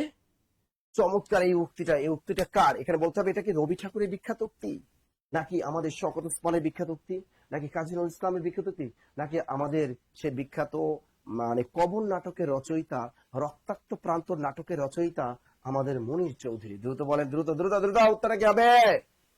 দ্রুত দ্রুত দ্রুত দ্রুত দ্রুত দ্রুত দ্রুত দ্রুত। হ্যাঁ, কোনটা হবে, কোনটা হবে, কোনটা? তাহলে দেখেন, অন্তর যাদের এত গোলামির ভাব তারা বাইরের গোলামি থেকে রেহাই পাবে কি করে? এটা আমরা জানি। আমার পথ নামে একটা প্রবন্ধ আছে আমাদের পাঠ্যপুস্তক বোর্ড বইয়ে, সেই আমার পথ প্রবন্ধ থেকে এটা নেওয়া হয়েছে। এখন দেখেন সামনে পরীক্ষা আসতে পারে, আমার পথ এই বিখ্যাত প্রবন্ধটি কার লেখা? আমার পথ প্রবন্ধটি কার লেখা? এখন আর একটা বিপদে পড়ছে যে স্যার আমার পথ প্রবন্ধটি কার লেখা, এটা তো আমরা জানি না। এই যে এবার পাবে, রুদ্র মঙ্গল প্রবন্ধটি কার লেখা? রুদ্র মঙ্গল এই প্রবন্ধটি কার লেখা? আবার দেখেন যুগবাণী, এই যুগবাণী এই প্রবন্ধটি কার? রুদ্রবঙ্গ অনেকবার চাকরি পরীক্ষা আসছে, যুগবাণী এই প্রবন্ধটা অনেকবার আসছে। এটা আমাদের, তিনি আর কেউ নন, তিনি আমাদের জাতীয় কবি কাজী নজরুল ইসলাম। তিনি আমাদের জাতীয় কবি কাজী নজরুল ইসলাম। তাহলে এই যে অন্তরে যাদের গোলাম, এই লাইনটি কোথা থেকে নেওয়া হয়েছে? আমার পথ প্রবন্ধ থেকে নেওয়া হয়েছে। উক্তিটি করেছেন কে? কাজী নজরুল ইসলাম। তাহলে এই রুদ্রমঙ্গল প্রবন্ধটি কার? কাজী নজরুল ইসলাম। যুগবাণী প্রবন্ধটা কাজী নজরুল ইসলাম। দেখেন আমাদের আর এক এরকম উক্তি থেকে আসে, কিন্তু যেমন একটা উক্তি আছে, আমরা হিন্দু বা মুসলমান যেমন সত্য তার চেয়ে বেশি সত্য আমরা বাঙালি। এই বিখ্যাত উক্তিটি কার? ডক্টর মোহাম্মদ শহীদুল্লাহ। এটা লিখে রাখেন, এটা লিখে রাখেন। এটার সাথে রিলেটেড আর একটা বিখ্যাত উক্তি আমি বলে দিই, বারবার চাকরি পরীক্ষা আছে, আমরা হিন্দু বা মুসলমান যেমন সত্য, আমরা হিন্দু বা মুসলমান, আমরা হিন্দু বা মুসলমান যেমন সত্য তার চেয়ে বেশি সত্য কি? তার চেয়ে বেশি সত্য আমরা কি? আমরা বাঙালি। এই বিখ্যাত উক্তিটি কে করেছিলেন? লিখে রাখেন, ডক্টর মোহাম্মদ শহীদুল্লাহ। ডক্টর মোহাম্মদ শহীদুল্লাহ। তো চমৎকার এই বাণীগুলা কিন্তু পরীক্ষা আসবে, ভাই বোনেও কিন্তু ধরে। হ্যাঁ, আমার এখানে সব আটকে কেন? অস্ত্র চলে না কেন স্যার? অস্ত্র চলে না কেন স্যার? আসেন স্যার, আসেন। পরে প্রশ্ন আপনার। তাহলে আমরা হিন্দু বা মুসলমান যেমন সত্য তার চেয়ে বেশি সত্য আমরা বাঙালি। উত্তরিকার ডক্টর মোহাম্মদ শহীদুল্লাহ। পরের প্রশ্নটা কি 100% আপনারই হবে? ও মা গো, টুরুলাভ, একটু তাই নাকি? সুষম বহু আরে বাবা রে বাবা। দেখেন আবার বলছে কি, বাহুর সংখ্যা কত? শোনেন, আপনাদেরকে এখানে একটা টুইস্ট শেখাই। এই টুইস্টটা খুব মজার। কেন? এই জায়গায় আপনি যদি কখনো দেখেন যে আপনাকে বাহুর সংখ্যা বের করতে বলছে, তার আগে আপনাকে একটা জিনিস জানতে হবে। ধরেন আমি একটা ত্রিভুজ লিখলাম, বলেন তো এই ত্রিভুজের বাহু কয়টা? 3টা। এবার আপনাকে আমি একইভাবে আরেকটা প্রশ্ন করলাম, বলেন তো এই ত্রিভুজের অন্তস্থ কোণ কয়টা? আপনি বলবেন 3টা। এবার ত্রিভুজের 3টা বাহুকে বর্ধিত করলাম, বর্ধিত করলে আপনারা যদি আমি বলি বহিস্থ কোণ কয়টা, তাও বলবেন 3টা। এবং মজার ব্যাপার এখানে যে জিনিসটা, এই যে আমরা বাহুর সংখ্যা বের করার সময় যে আমরা সূত্র একটা ব্যবহার করি না, আমরা বাহুর সংখ্যা বের করার সময় আমরা একটা ফর্মুলা ব্যবহার করি। কি ফর্মুলা? উপরে দেই 360, নিচে দেই একটি বহিস্থ কোণ, একটি বহিস্থ কোণ। এই ফর্মুলাটার একটা বেসিক ব্যাখ্যা দিচ্ছি, যাতে করে আর সারা জীবন কোনদিন আর মুখস্থ করার কোনো প্রয়োজন না হয়। এবার আসেন, শুধু ত্রিভুজ না, চতুর্ভুজ না, পঞ্চভুজ না, অষ্টভুজ না, যে কোনো ভুজের ক্ষেত্রে আমরা জানি যে বহিস্থ 3 কোণের সমষ্টি কিন্তু সবসময় 360 ডিগ্রি। কত ডিগ্রি? 360 ডিগ্রি। আমরা কিন্তু জানি। আবার এখান থেকে জানলাম যে একটা ভুজের ঠিক যতগুলো বাহু থাকে ততগুলো অন্তস্থ কোণ থাকে, ততগুলো বহিস্থ কোণ থাকে। তাহলে যাহাই বাহুর সংখ্যা তাহাই অন্তস্থ কোণের সংখ্যা তাহাই বহিস্থ কোণের সংখ্যা। আমাকে বাহুর সংখ্যা বের না করতে বলে আমাকে যদি বহিস্থ কোণ সংখ্যাটা বের করতে বলতো, নরমালি চিন্তা করেন তো, বহিস্থ কোণ সংখ্যাটা যদি বের করতে চাইতাম, তাহলে মোট বহিস্থ কোণের সমষ্টিটা লিখতাম। মোট বহিস্থ কোণের সমষ্টিটাই হচ্ছে 360। আর 360 কে যদি আমি একটা বহিস্থ কোণ দ্বারা ভাগ করতাম, এই একটা বহিস্থ কোণ দ্বারা ভাগ করলে কিন্তু আমার বহিস্থ কোণের সংখ্যাটা চলে আসতো। বেসিক্যালি এই বাহুর সংখ্যার ফর্মুলাটা বহিস্থ কোণের সংখ্যা থেকে আবির্ভাব। কারণ আমি যদি একটা চতুর্ভুজের ক্ষেত্রে চিন্তা করি, দেখেন একটা চতুর্ভুজের ক্ষেত্রে বাহু কয়টা? 4টা। কোণ কয়টা? 4টা। বাহিরে বর্ধিত করলে হবে কয়টা? 4টা। বাহিরের বহিস্থ কোণের সমষ্টিও কিন্তু 360। এই জন্য বহিস্থ কোণের ক্ষেত্রে মোট সমষ্টিটা সবসময় ফিক্সড, ধ্রুবক 360। 360 কে একটা বহিস্থ কোণ দ্বারা ভাগ করলে বহিস্থ কোণের সংখ্যাটা পাওয়া যায়, কিন্তু যাহাই বহিস্থ কোণের সংখ্যা তাহাই বাহুর সংখ্যা। এই জন্য বাহুর সংখ্যায় আমরা বলি 360 ভাগ একটা বহিস্থ কোণ, একটা বহিস্থ কোণ। আমার কলিজার ভাই, কলিজার বোনেরাম, প্রশ্নে আমাকে অন্তস্থ কোণের মান দেওয়া আছে, আমাকে একটা বহিস্থ কোণের মান বের করতে হবে। একটা সুষম বহুভুজের অন্তস্থ কোণের মান, যদি কোনো কোণের মান উচ্চারণ না থাকে তাহলে বুঝে নিবেন যে ভেতরের কোণগুলোকে মেনশন করছে। তাহলে আমি যদি একটা ষড়ভুজের কথা চিন্তা করি, একটা ষড়ভুজের কোণ মানে কি? ভেতরের কোণ। তাহলে এর ভেতরের কোণ মানে অন্তস্থ কোণের মান দেওয়া আছে 168। তাহলে ভেতরের কোণটা যদি আমার 168 হয়, তাহলে বাহিরের কোণটা কি? এক সরল কোণ 180 ডিগ্রি থেকে মাইনাস 180 ডিগ্রি থেকে 168 মাইনাস করলে আমার কত আসে? 12 ডিগ্রি। এই 12 ডিগ্রিটা হচ্ছে আমার বহিস্থ কোণ। তাহলে আমি 360 কে যদি 12 দ্বারা ভাগ করি তাইলেই তো আমার কাজ শেষ। 3 12 36 শূন্য 30টি। তাহলে উত্তর বাবু ইস মিস্টার 30টি। বলেন ক্লিয়ার কিনা? Clear clear clear clear clear clear clear clear clear clear clear বলেন ক্লিয়ার কিনা? আমার কলিজার ভাই, কলিজার বোনেরা সবাই ক্লিয়ার? বলেন। আর ভুল হবে, ভুল হবে, ভুল হবে, ভুল হবে। সাউন্ড কি ক্লিয়ার না? সাউন্ড ক্লিয়ার তো?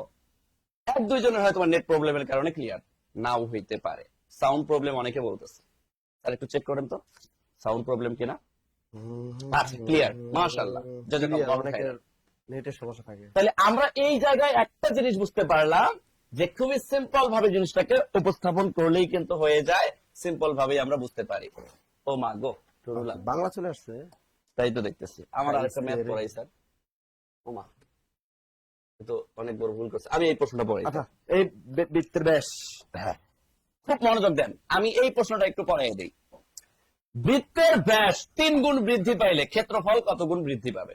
ভাই, পাই আর স্কয়ার, পাই আর স্কয়ার। ক্ষেত্রফল মানে কি? পাই আর স্কয়ার। তো এই জায়গায় আপনি একটা জিনিস ফিল করেন তো, আপনার এই যে বৃত্তের ব্যাস যদি আপনি 3 গুণ বৃদ্ধি করেন, 3 গুণ বৃদ্ধি করা মানে কি? 3 গুণ বৃদ্ধি করা মানে আপনি 3r এর উপর বর্গ করা আর সামনে একটা পাই রাখা।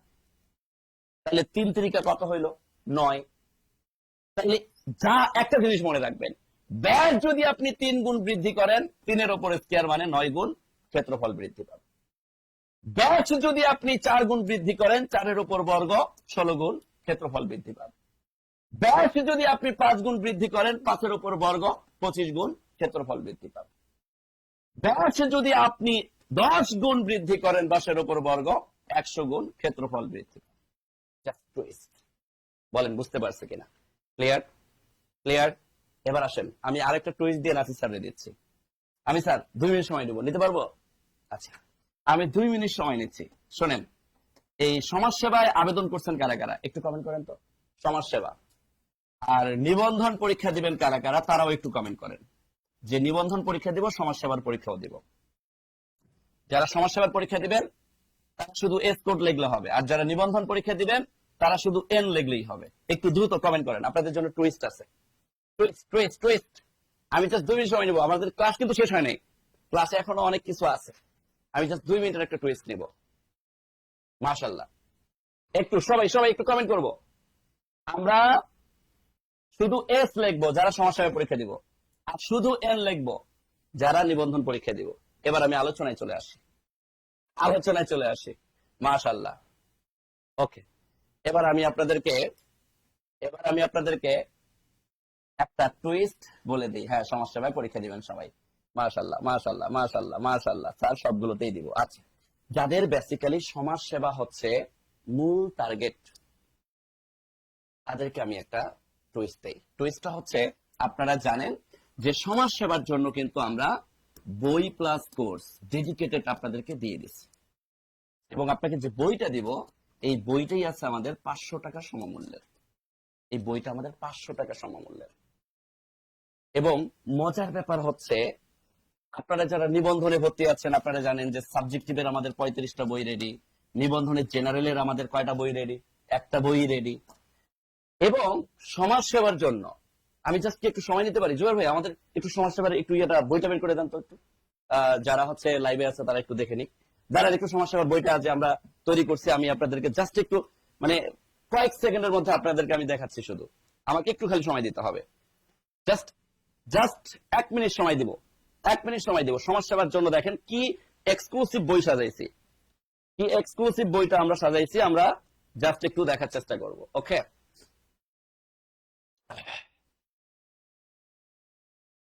ওকে, 1 মিনিট সময় দেবো কিন্তু, 1 minute, 1 minute, 1 minute, 1 minute, 1 minute. দেখেন, সমাজ সেবা,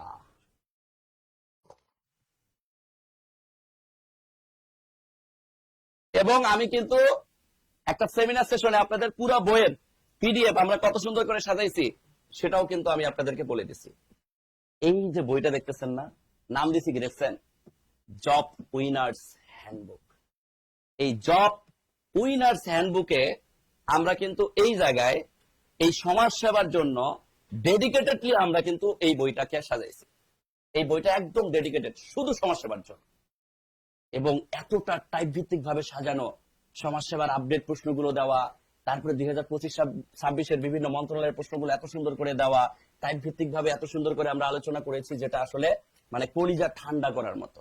এবার টুইস্টটা হচ্ছে, যারা সমাজ সেবায় কোর্স প্লাস বইটা সংগ্রহে রাখতে চাচ্ছেন, তাদেরকে আজকে বইয়ের দামের সাথে জাস্ট সার্ভিস চার্জ বলতে পারেন, জাস্ট 150 টাকা কোর্স ফি আমাদের। কয় টাকা?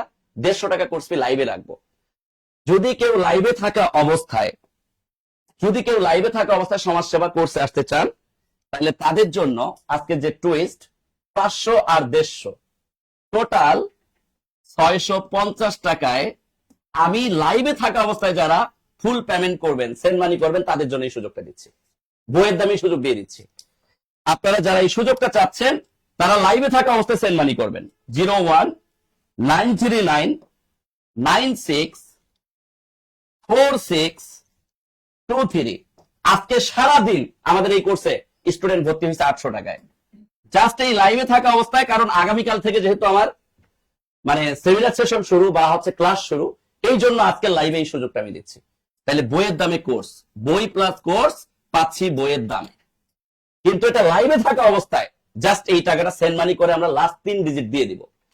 মানে লাইভে থাকা অবস্থায় জাস্ট সেন্ড মানি করব, বিকাশ, নগদ, রকেট। আমি জাস্ট কমেন্ট চেক করব যে কমেন্টে যারা সেন্ড মানি করবে তারাই। কারণ এই সুযোগ কিন্তু আমার লাইভ শেষ হইলে আর কোনো সুযোগ নাই। লাইভ শেষ হইলে এটার কোর্স ফি কিন্তু আমাদের শুরুতে নির্ধারণ করা 3400 টাকা, এরপরে অফারে আমরা 1200 টাকা নির্ধারণ করা কোর্স এটা। কিন্তু সে জায়গায় আপনি লাইভে থাকা অবস্থায় শুধুমাত্র 650 টাকায় সুযোগটা পাচ্ছেন। চিন্তা করছেন? এবং আসেন, যদি আপনার টার্গেট শুধু নিবন্ধন হয়, এই নিবন্ধন হইলে যেখানে 1550 টাকার 1 টাকা কমে কোর্স এনরোল করার কোনো সুযোগ নাই, সেখানে নিবন্ধনেও যারা লাইভে থাকা অবস্থায় সেন্ড মানি করবেন তাদের জন্য একটা টুইস্ট দিয়ে দেই। টুইস্টটা হচ্ছে 1150 টাকায় আপনি জেনারেল কোর্স বা সাবজেক্টিভ কোর্সে এনরোল করতে পারবেন, যদি আপনি লাইভে থাকা অবস্থায় পেমেন্ট করেন। আর এই জায়গায় আরেকটা ব্যাপার বলি, ধরেন আপনার কাছে ইনস্ট্যান্ট 500 টাকা আছে, সমস্যা নেই, আপনি সেন্ড মানি করেন, আমাদের প্রতিনিধি টিম আপনার বাকি টাকা পরে নিয়ে নেবে। আপনি নিবন্ধন কোর্সে আসতে চাচ্ছেন, আপনার কাছে 500 টাকা ইনস্ট্যান্ট আছে, আপনি সেন্ড মানি করেন, আমরা আপনাকে সুযোগ দিব। কারণ জব মেডিসিন মানবতার ফেরিওয়ালা। এই মানবতার ফেরিওয়ালা জব মেডিসিন, এটা মানবতার হিসেবেই থাকবে। একটু দ্রুত দ্রুত দ্রুত দ্রুত দ্রুত দ্রুত দ্রুত দ্রুত। হ্যাঁ, সবই থাকতেছে। ক্লাসের টুইস্ট আমি বলছি যে আমি কিন্তু আজকে শুধুমাত্র এই 1 মিনিট সময় দিলাম, 1 মিনিটের মধ্যে দ্রুত দ্রুত দ্রুত দ্রুত লাইভে থাকা অবস্থায় আমরা জাস্ট সেন্ড মানি করলে এই সুযোগটা পাচ্ছি। আপনার কাছে 500 টাকা আছে, আপনার কাছে 300 টাকা আছে, আপনার কাছে মানে যা আছে আপনি তা দিয়ে জাস্ট এই অফারটা লুফে নেন। আমি জাস্ট সময় কিন্তু খুব কম দিচ্ছি, 1 মিনিট সময়ের মধ্যে যারা দিবেন, দেওয়ার পর শুধুমাত্র কি করবেন, শেষে আপনার লাস্ট 4 ডিজিট দিয়ে দিবেন 3747। এখানে দেখেন আমাদের কিন্তু ম্যাক্সিমাম স্টুডেন্ট ভর্তিকৃত। এই ভর্তিকৃত স্টুডেন্ট যারা আছে এরা কিন্তু প্রত্যেকেই 1550 টাকায় ভর্তি হয়েছে, নিবন্ধন করছে, খাদ্য অধিদপ্তরে ভর্তি হয়েছে মিনিমাম 800 টাকা। ওরা এখন গাইলেগালিও করতে পারে, কিন্তু আমরা জাস্ট কোর্সটা যেহেতু আগামীকাল থেকে আমাদের শুরু বা ক্লাস শুরু বা হচ্ছে এটার একটা সুন্দর গুছালো ফরম্যাট আপনাদেরকে আমি দিয়ে দিব। আগামীকালকে কিন্তু আমার জুম মিটিং আছে আপনাদের সাথে, এই জন্যই আজকে এই সুযোগটা আমি আপনাদেরকে দিয়ে দিলাম। সো আমরা জাস্ট টাকা পাঠানোর পর লাস্টে 3টা ডিজিট বলে দিলেই হবে। আমরা লাস্ট 3টা ডিজিট, হ্যাঁ বিকাশে 300 আছে, দেন সমস্যা নেই, 300 সেন্ড মানি করে আপনি জাস্ট লাস্ট 3 ডিজিট বলবেন, নাম্বারের শেষে লাস্ট 3 ডিজিট বলবেন। 300 টাকা যার কাছে আছে 300 দিয়ে দেন, সমস্যা নেই, কারণ এটা একটা সুযোগ। আমি কি কথা বুঝাইতে পারছি?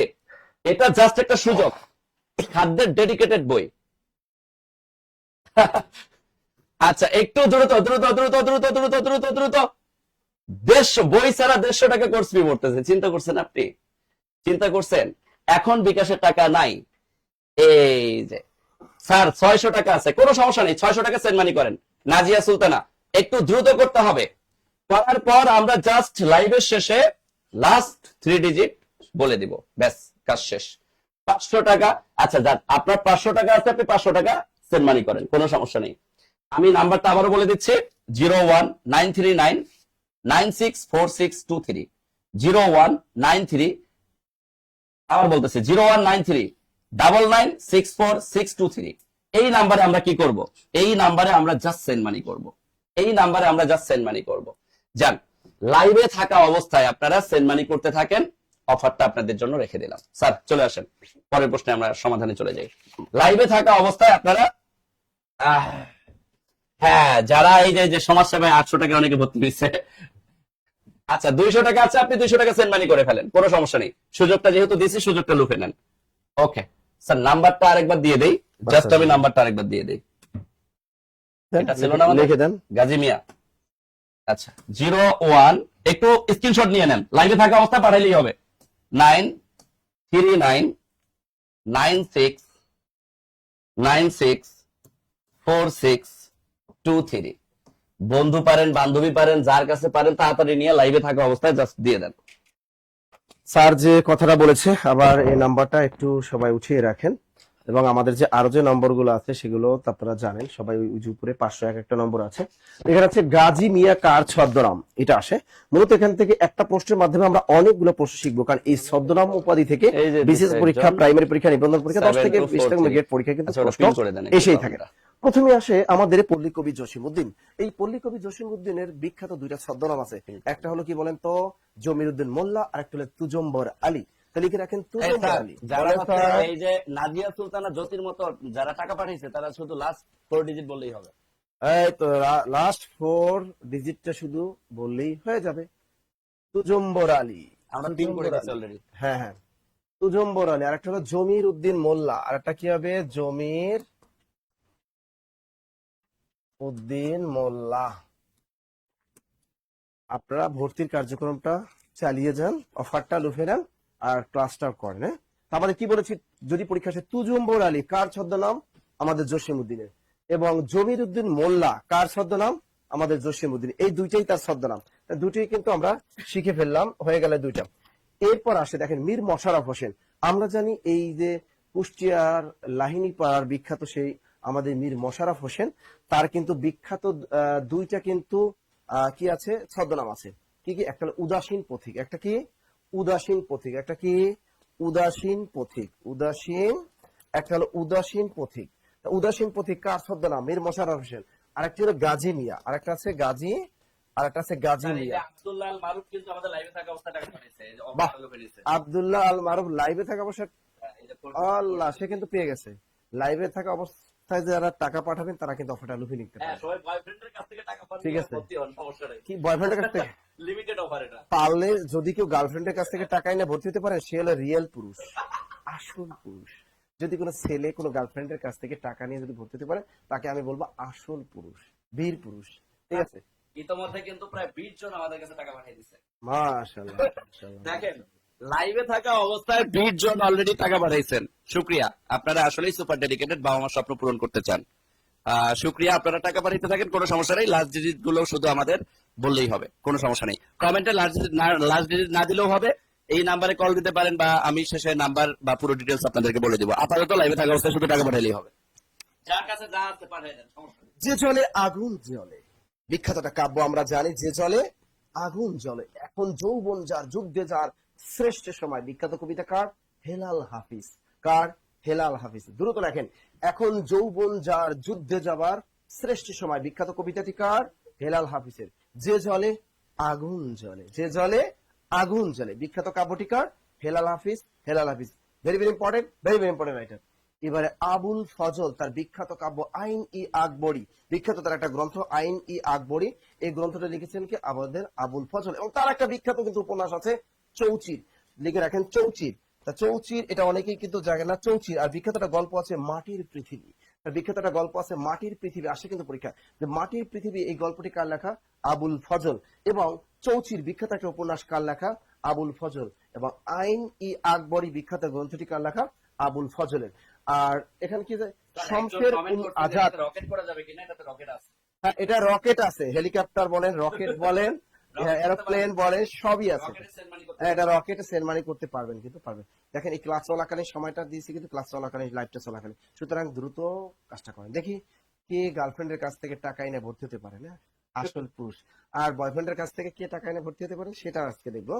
তাহলে এই যে শমশের উল আজাদ, এটা কিন্তু আবুল ফজলের একটা ছদ্মনাম, শমশের উল আজাদ। এটা আপনারা অনেকেই জানতেন না, লিখে রাখেন শমশের উল আজাদ। শমশের উল আজাদ কার ছদ্মনাম? আবুল ফজলের ছদ্মনাম। তা দেখেন এখান থেকে আপনারা কি কি শিখতে পারলেন। গাজী মিয়া কার ছদ্মনাম? মীর মোশাররফ হোসেন।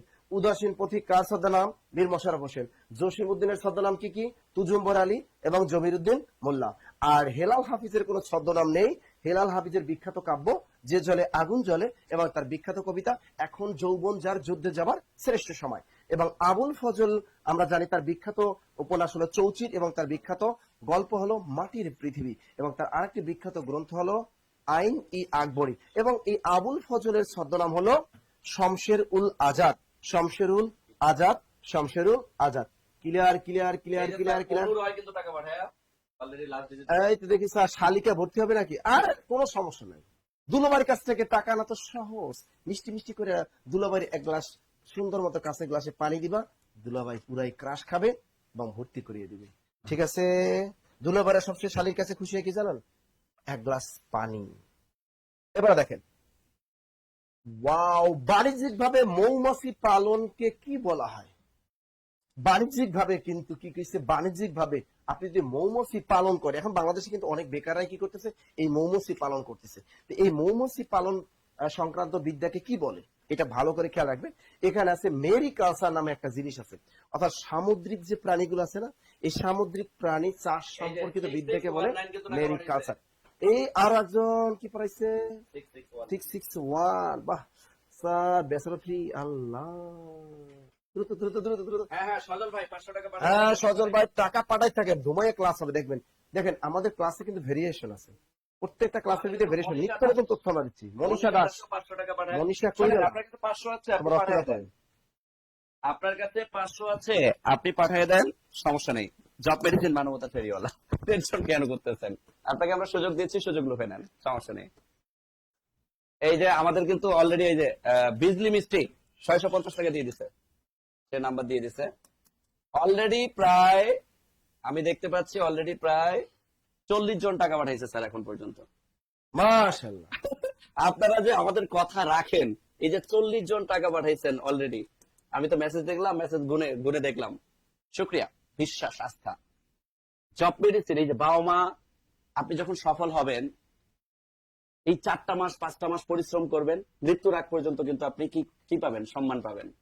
এই জন্য রিকোয়েস্ট করব, নিজের স্বপ্নটাকে একটু বাস্তবায়ন করার জন্য কিছু টাকা ইনভেস্ট করতে হবে। এই ছোট্ট টাকার মায়া পড়তেছেন, অথচ রেস্টুরেন্টে গেলে 1000 টাকা নাই হয়ে যায়। বান্ধবীর সাথে ঘুরতে গেছেন, 1000 টাকা নাই হয়ে গেছে, 1200 টাকা 1500 টাকা নাই হয়ে গেছে। অথচ আপনি আপনার নিজের ক্যারিয়ারের জন্য টাকা ইনভেস্ট করতে আপনি এত কৃপণতা করতেছেন। চিন্তা করছেন? কৃপণতা মানুষকে ধ্বংস করে দেয়। কৃপণতা করেন, ওই বন্ধুর সাথে আড্ডা দিতে গিয়ে, পংটামি করতে গিয়ে বেশি টাকা খরচ করার দরকার নেই। আপনার জীবন যেখানে স্বপ্ন পূরণে সার্থক হবে, সে জায়গায় আপনার ইনভেস্ট করতে আপনি কৃপণতা করেন না। বই কেনার সময়, কোর্স কেনার সময়, নিজের মেধাকে জাগ্রত করার সময়, এইসব জায়গায় অন্তত মানে কৃতজ্ঞতা মানে অকৃতজ্ঞ হবেন না। আমি আবারও বলতেছি, এই অফার কিন্তু আমাদের শুধু লাইভে থাকা অবস্থায়। সো এখনো যারা টাকা পাঠান নাই, জাস্ট পাঠায় লাস্ট ডিজিট বললেই হবে, কোনো সমস্যা নেই। ওকে, তাহলে নতুন একটা জিনিস শিখলেন, মেরিকালচার। এটা অনেকে জানতেন না, আজকে ক্লাসে জেনে নেন। যে সামুদ্রিক প্রাণী চাষ সম্পর্কিত বিদ্যাকে বলা হয় মেরিকালচার। এবার আসি এই যে এপিকালচারটা কি। আমরা যে মধু খাই না, এপি কিন্তু একটা মধু আছে, দেখবেন প্রত্যেকটা দোকানে দেখবেন ভালো ভালো ব্র্যান্ডের দোকানগুলোতে এপি একটা কি আছে, এপি একটা কিন্তু মধু পাওয়া যায়। তাহলে মৌমাছি পালন সংক্রান্ত এই বিদ্যাকেই বলা হয় কি এপিকালচার, এপিকালচার, এপিকালচার। ক্লিয়ার? এখন এই পিসি কালচার, এটা হলো মৎস্য। পিসির ভিতরে মাছ চাষ করবেন। এবার ওই এটা আবার ওই ইপিসি আছে না, যে কম্পিউটার পিসি থাকে, ঠিক আছে? আপনি চাইলে কম্পিউটার পিসির ভিতরে কি চাষ করতে পারেন, মাছ চাষ করতে পারেন। এভাবে মনে রাখবেন, ঠিক আছে? তা পিসি কালচার এটা হলো মৎস্য চাষ সম্পর্কিত বিদ্যাকে বলে, এই যে মৎস্য চাষ সংক্রান্ত বিদ্যাকে বলে পিসি কালচার। আর সেরিকালচার সবাই জানি, রেশম, এই যে রেশম চাষ সম্পর্কিত যে বিদ্যা আছে সেটাকে বলা হয় সেরিকালচার। সবচেয়ে বেশি রেশম উৎপাদন হয় কিন্তু আমাদের রাজশাহীতে। যদি রাজশাহী শহরে কখনো যান, দেখবেন রাজশাহীতে গেলে একদম মানে দেখা যায়, চোখের সামনেই দেখা যায় এগুলো। তো যাই হোক, সেরিকালচার এটা হলো রেশম চাষ সম্পর্কিত বিদ্যা। লিখে রাখেন, রেশম চাষ সম্পর্কিত বিদ্যা। তাই এইটার ভিতরে কি কি জানলে, যে বাণিজ্যিক ভাবে মৌমাছি আমরা জানি এপি একটা মধু পাওয়া যায়। তো এই মৌমাছি পালন বিদ্যাকে কি বলে, এপিকালচার। আর পিসি কি, মৎস্য চাষ সম্পর্কিত বিদ্যাকে কি বলে, পিসিকালচার। আর মেরিকালচার হলো সামুদ্রিক প্রাণী চাষ সম্পর্কিত বিদ্যাকে বলা হয় এই মেরিকালচার। আর সেরিকালচার এটা হলো রেশম চাষ সম্পর্কিত বিদ্যাকে বলা হয় সেরিকালচার। আবার সেরিকালচার কইয়েন না, ঠিক আছে? ময়মনসিংহে কিন্তু মাইয়ে গো আদের করে ডাকে সেরি। কি ডাকে? সেরি ডাকে। ময়মনসিংহ অঞ্চলের মানুষ মেয়েদের আদর করে ডাকে সেরি, কিন্তু বরিশালের ভাষায় যদি আপনারা যদি সেরি কন, তাহলে ধরে কিন্তু কি লাইবে, বুঝলেন? কারণ বরিশালের মগো সেরা সেরি এই শব্দ দুটা শুনলে একেবারে মানে কি করবে, আপনার প্রতি খেপে যাবে এবং ধরে আপনাকে যতক্ষণ পারবে ততক্ষণ ধরে ধরে কি লাইবে, বুঝলেন? কিন্তু আপনি যদি ময়মনসিংহ অঞ্চলের মানুষ হন, তাহলে কিন্তু সেরা, এ সেরা ভাত খাইছো, এ সেরি ভাত খাইছো, এরা কিন্তু খুব রোমান্টিক, খুবই কি রোমান্টিক, রোমান্টিক। যাই হোক, আমাদের এই কিন্তু ক্লাসের ভিতরে কিন্তু চলতে থাকবে কি, আমাদের কিন্তু ভর্তি কার্যক্রম কিন্তু চলতেই থাকবে, অফার কিন্তু চলতেই থাকবে। না না, আরটা আছে তো, আছে না, এই যে আছে আচ্ছা আচ্ছা আচ্ছা, আরেকটা আছে, এই যে দেখেন, এটা কি বলছে দেখেন, চমৎকার। আপনার নিচে কোন শব্দটি ভিন্ন প্রকৃতির, ভিন্ন প্রকৃতি বলছে, তার মানে 4টা অপশন থেকে একটা বাদ। এখানে আপনাকে জানতে হবে সৌরজগতের গ্রহ কয়টি। আমরা তো জানি সৌরজগতের গ্রহটা বর্তমানে কয়টা, 8টা। সৌরজগতের গ্রহ কয়টা, 8টা। এর ভিতরে 7বারের যে নাম আছে না, 7বারের নাম থেকে শুরু করেন। এই যে দেখেন, শুক্র এই একটা, এবার কি শনি, এর ভিতরে রবি সোম বাদ দেবেন, খালি রবি সোম বাদ। মনে করেন সৌরজগতের গ্রহ কি, এই রবি আর একটা কি সোম, এটাও বাদ দেন, এটাও বাদ দাও। তাই এরপর থাকে কি মঙ্গল, এ মঙ্গল। এরপর থাকে কি বুধ, হ্যাঁ বুধ। এরপর থাকে কি বৃহস্পতি, এবার একটা থাকে বৃহস্পতি। এবার কি, এই দেখেন শুক্র শনি মঙ্গল বুধ বৃহস্পতি। আরেকটা কি পৃথিবী, এবার লিখবো পৃথিবী। আর একটা কি ইউরেনাস, ইউরেনাস। আর একটা কি নেপচুন, আর একটা হলো নেপচুন। এই সৌরজগতের মোট গ্রহ হলো কয়টি, 8টি গ্রহ। এখন বলতে নিচের কোনটি ভিন্ন প্রকৃতির। এখন দেখেন চাঁদ কি, চাঁদ কিন্তু গ্রহের ভিতরে আছে নাই, তা বৃহস্পতি একটা গ্রহ, পৃথিবী এটা একটা গ্রহ, মঙ্গল এটা একটা গ্রহ, তা ভিন্ন প্রকৃতির কোনটা, চাঁদ। চাঁদ কি, চাঁদ হলো পৃথিবীর একমাত্র উপগ্রহ। লিখে রাখেন, তার উত্তরটা হবে চাঁদ। চাঁদ হলো পৃথিবীর একমাত্র উপগ্রহ, লিখে রাখেন, চাঁদ পৃথিবীর, চাঁদ পৃথিবীর কি একমাত্র উপগ্রহ, একমাত্র উপগ্রহ। এটা কিন্তু পরীক্ষা আসে, কিন্তু চাঁদ পৃথিবীর একমাত্র উপগ্রহ, এটা কিন্তু পরীক্ষা বারবার আসে। এবার দেখেন মঙ্গল, মঙ্গলেরও কিন্তু দুটা কি আছে, উপগ্রহ আছে। মঙ্গলেরও দুইটা উপগ্রহ আছে, একটা হলো ডিমোস আর একটা হলো ফেবোস। একটা হলো ফয়কার ফে বয়কার বোস আর ফেবোস, আর একটা হলো ডয়কার ডে ময়কার মোস আর ডেমোস। ডেমোস এবং ফেবোস এই দুইটা হলো মঙ্গল গ্রহের উপগ্রহ। তার এখান থেকে আমরা কি কি জিনিস শিখতে পারলাম, নিচে কোন শব্দটি ভিন্ন প্রকৃতির, আমরা দেখলাম যে এটা আসছে আমাদের সৌরজগতের থেকে। তা আমরা সৌরজগতের মোট গ্রহ কয়টি, 8টি। সে 8টিকে কি আপনি শুধু রবি আর সোম বাদ দেবেন 7বারের নাম থেকে, সেখান থেকে 5টা পেয়ে যাবেন। তাহলে শুক্র শনি মঙ্গল বুধ বৃহস্পতি। আর পৃথিবী, এবার পৃথিবী আর একটা ইউরেনাস আর একটা হলো নেপচুন, এই 8টি হলো গ্রহ। আর চাঁদ হলো পৃথিবীর একমাত্র উপগ্রহ। আর মঙ্গলেরও দুটা উপগ্রহ আছে, একটা হলো ডিমোস আর একটা হলো ফেবোস। কি clear, clear, clear, clear, clear, clear, clear, clear, clear, clear, clear. মাশাআল্লাহ, অলরেডি আমাদের প্রায় 50 জন প্লাস টাকা পাঠিয়েছি আমরা। আমাদের কাছে শেয়ারকারী মেনশনকারীর নাম অলরেডি চলে এসেছে। যারা এখনো টাকা পাঠাতে পারি নাই, আমি আবারও বলতেছি, সুযোগ কিন্তু শেষ হয়ে যাচ্ছে। জোরে নাম্বারটা কই ফেলাইলাম। ঠিক আমার এটা কি সাউন্ড নাই, এটা হারবাল খাওয়াইতে হইব কি করে? হ্যাঁ, এটা সাউন্ড ছিল না, না সমস্যা নেই। আচ্ছা, কি লাগবে স্যার?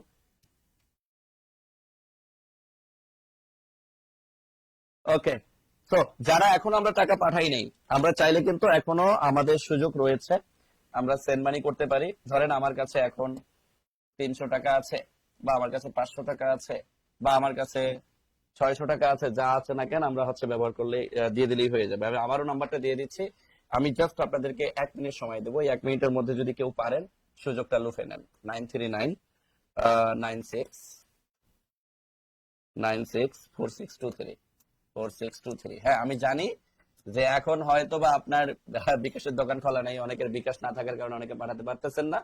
যারা পাঠাতে পারতেছেন না তাদেরকে আমি আবার সুযোগ দিয়ে দিব, টেনশন নেওয়ার কোনো কারণ নাই। ওকে, সুযোগ পাবেন। আর রানিং অবস্থায় আপনারা যারা নাসির স্যারকে হারওয়াল খাওয়াতে হবে, সাউন্ড নাই।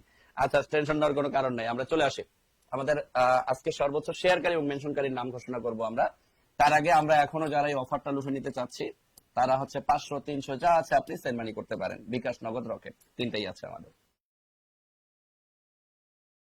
আর যারা হচ্ছে এখন টাকাটা পাঠাতে পারতেছেন না, তারা এক কাজ করেন, কমেন্টে নাম্বার শেয়ার করেন।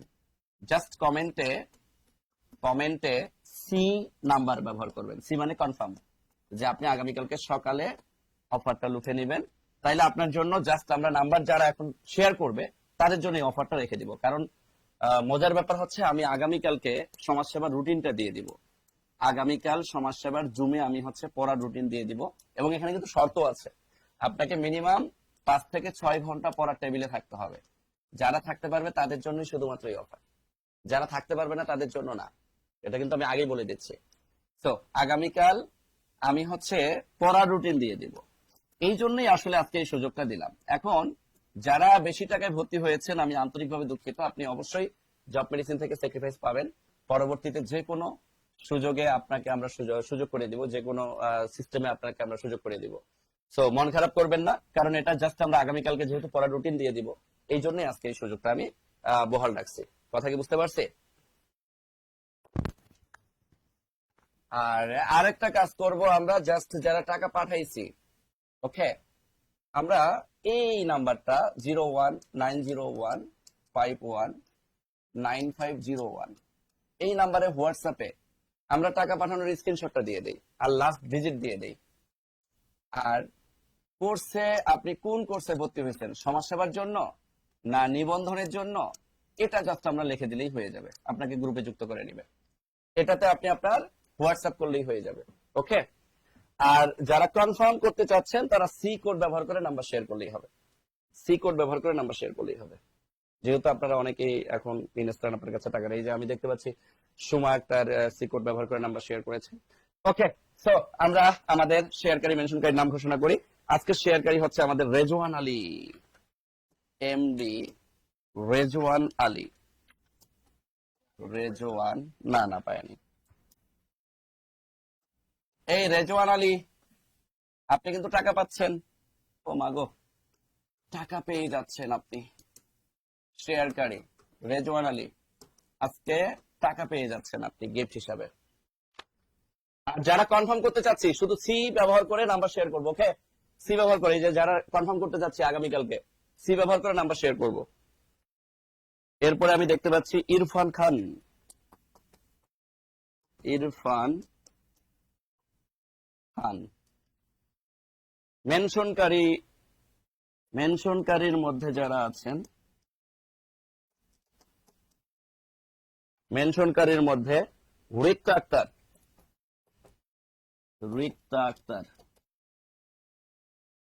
রিক্তা আক্তার টাকা পাবেন।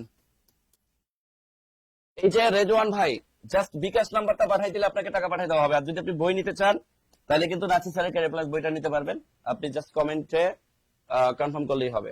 ওকে, আগামীকালকে পাঠাইলে হবে, কিন্তু আজকে আপনি যদি আগামীকালকে পাঠাইতে চান তাহলে আপনি সি কোড ব্যবহার করে জাস্ট আপনি কমেন্টে নাম্বার শেয়ার করেন আপনার, যে আমি কনফার্ম করতে চাই। তাহলে আগামীকালকে সকালে আমাদের প্রতিনিধি টিম যারা আছে তারাই আপনাকে সমাজসেবার কোর্সে ভর্তি নিয়ে নেবে। টেনশন নেওয়ার কোনো কারণ নাই। যে ফিটা বলছি, এই ফিটা শুধুমাত্র আজকে যারা লাইভে ছিলেন তাদের জন্য বরাদ্দ, আগামীকালকে আর কারোর জন্য বরাদ্দ না।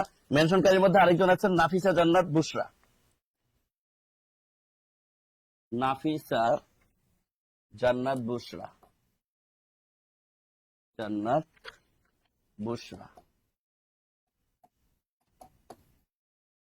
এই নাফিসা জান্নাত বুসরা নাসির স্যারের ক্যারিয়ার প্লাস বইটা পাবে, বই পেয়ে যাবে।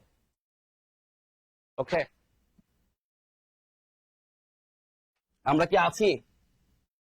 রেজওয়ান আলী আছি, রেজওয়ান আলী, রেজওয়ান আলী, রেজওয়ান আলী আছি, রিক্তা আক্তার, রিক্তা আক্তার, অলরেডি রেজওয়ান আলীকে পেয়ে গেছে আমরা, বিকাশ নাম্বার সে দিয়ে দিছে, আরে ডিলিট করে দিছে আবার, ও বোঝে নাই মনে হয়। আচ্ছা রেজওয়ান ভাই আপনি আরেকবার নাম্বারটা দিবেন, আপনার নাম্বারটা একটু ডিলিট হয়ে গেছে। রেজওয়ান ভাই অ্যাগেইন অ্যাগেইন অ্যাগেইন আপনার নাম্বারটা আরেকবার দিয়ে দিবেন। আর যারা কনফার্ম করতে চাচ্ছে সি কোড ব্যবহার করে নাম্বার শেয়ার করতে থাকি, সমস্যা নেই, সি কোড ব্যবহার করে নাম্বার শেয়ার করতে থাকি। এই যে C code number, C code number আগামীকালকে সকালে আপনাদেরকে আমাদের প্রতিনিধি টিম রিকমেন্ড করবে, সমস্যা নেই।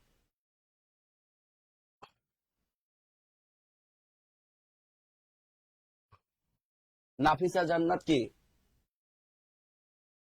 ও নাফিসা জান্নাত, আপনি বই পাবেন, বই পাবো। হ্যাঁ, আপনি কিভাবে বইটা পাবেন? আপনি এই নাম্বারে আপনার নাম নাম্বার ঠিকানা দিলে নাসির স্যারের ক্যারিয়ার প্লাস বইটা আপনার কাছে চলে যাবে। আপনি এই নাম্বারে আপনার নাম নাম্বার ঠিকানা দিয়ে দিবেন। রিক্তা আক্তার, আচ্ছা রিক্তা আক্তার কমেন্ট করেছেন বই নেবেন, মাশাআল্লাহ। এই নাসির স্যার আপনার ভক্ত পেয়ে গেছে একজন, সে টাকার জায়গায় কি নেবে? বই। আচ্ছা রিক্তা আপু আপনি হচ্ছে এই নাম্বারে নাম নাম্বার ঠিকানা, আচ্ছা আচ্ছা যাক তাহলে পেয়ে গেছে আজকে। তাহলে আপনি এই নাম্বারে নাম নাম্বার ঠিকানা দিয়ে দিবেন, তাইলে হচ্ছে আপনার কাছে বই চলে যাবে রিক্তা আপু। আর এই যে রেজওয়ান ভাই আপনি হচ্ছে নাম্বার পাঠাইছিলেন কিন্তু আপনাদের নাম্বারটা ডিলিট এই যে দিছে না, 01770 লেখেন, 0 তাতে করে দেন, 01770 922 075, একটু দ্রুত।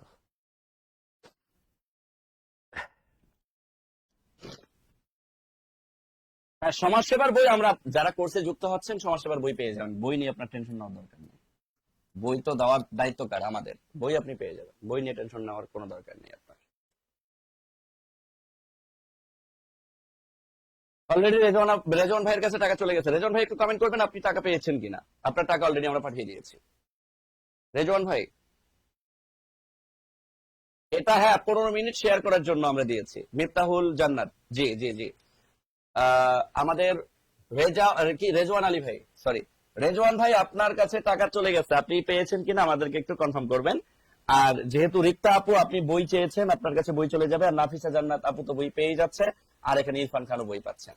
আপনারা যারা বই নিতে চাচ্ছেন তারা শুধু এই নাম্বারে নাম নাম্বার ঠিকানা পাঠালেই হয়ে যাবে, নাম নাম্বার ঠিকানা পাঠালেই হয়ে যাবে। আর আগামীকালকের জন্য আপনারা যারা সি কোড ব্যবহার করে নাম্বার শেয়ার করেছেন প্রত্যেককেই আমরা অফারটা আজকের এই অফারটা নেওয়ার সুযোগ করে দিচ্ছি, যেহেতু আগামীকালকে আমার জুম সেশন আছে আপনাদের সাথে। ওই সেশনে আমি আপনাদেরকে পড়ার রুটিনটা দিয়ে দিব, এই পড়ার রুটিনটা দিয়ে দিব দেখেই আমি হচ্ছে আসলে আপনাদেরকে আজকের এই অফারটা দিয়েছি। আপনারা জানেন যে আমি কখনো আসলে লাইভে থাকা অবস্থায় অন্তত অফার দেই না। এই লাইভে থাকা অবস্থায় আজকে যে অফারটা দিয়েছি এটা শুধুমাত্র আগামীকালকে যেহেতু আমরা রুটিনটা দিয়ে দিব, আমরা চাই যে যারা সুপার ডেডিকেটেড স্টুডেন্ট সবাই মিলে আমরা একটু ক্লাসটাকে এনজয় করি। ওকে, হ্যাঁ রেজওয়ান ভাই কিন্তু অলরেডি টাকা পেয়ে গেছেন, কমেন্ট করেছেন, জাযাকাল্লাহ খাইরান। সো ওকে, আজকে সবাই পরিচিত গিফট পাইছে। আচ্ছা যা, এখানে আসলে পরিচিত অপরিচিত কিছু নাই। আর যারা এখনো নাম্বার শেয়ার করতে চাচ্ছেন তারা সি কোড ব্যবহার করে আপনাদের নাম্বারটা শেয়ার করেন। আগামীকালকে সকালে আমাদের প্রতিনিধি টিম যখন আপনাকে কল করবে তখন আপনি আমাদের যে আজকের অফারটা ছিল সমাজসেবার জন্য। ও সাদিক ভাই, সাদিক ভাই 200 শেয়ার করেছেন আমি দেখেছি, কিন্তু সাদিক ভাই আপনি যেহেতু এখনো অ্যাক্টিভ আছেন আপনি একটু বলেন তো কোথায় শেয়ার করেছেন? আপনি শেয়ার করেছেন আপনার টাইম লাইনে, বুঝতে পেরেছেন? আমি আপনার শেয়ারটা দেখছি, আপনার শেয়ার সংখ্যা সর্বোচ্চ, কিন্তু নিজের টাইম লাইনে শুধু শেয়ার করলে হবে না কলিজার ভাই, আপনাকে বিভিন্ন গ্রুপে শেয়ার করতে হবে। টাইম লাইনেটা আমরা হচ্ছে একবার কাউন্ট করি, টাইম লাইনেটা একবার কাউন্ট করি, আর বিভিন্ন গ্রুপে যখন শেয়ার করে তখন সেগুলো সহ হিসাব করে যারটা সর্বোচ্চ হয় তাকে আমরা গিফটটা দিই। দেখেন এখানে আসলে কোনো স্বজন প্রীতিতার কিছু নাই, এখানে আপনিও আমার আপন না, বা যে গিফট পেয়েছে সেও আপন না। আপনি গিফটটা পাইলে আমার জন্যই ভালো, কারণ আমরা তো গিফট দিব আপনাদেরকে, কথা বুঝতে পেরেছি? তো আপনি নেক্সট যে কাজটা করবেন আপনি হচ্ছে বিভিন্ন গ্রুপে শেয়ার করার চেষ্টা করবেন, তাহলে আপনিও গিফট পেয়ে যাবেন ইনশাআল্লাহ। ওকে। ওকে, ঠিক আছে, সবাই ভালো থাকবো, সুস্থ থাকবো। আর যারা আমরা কনফার্ম করতে চাচ্ছি, পরবর্তীতে যারা লাইভটা দেখবো, আমরা চাইলে আমরা হচ্ছে আমাদের এই নাম্বারগুলো 01901519010203040506 এই নাম্বারগুলোতে আমরা ডিরেক্ট কল করে ভর্তি কনফার্ম করবো এবং অফার লিখে নেবো।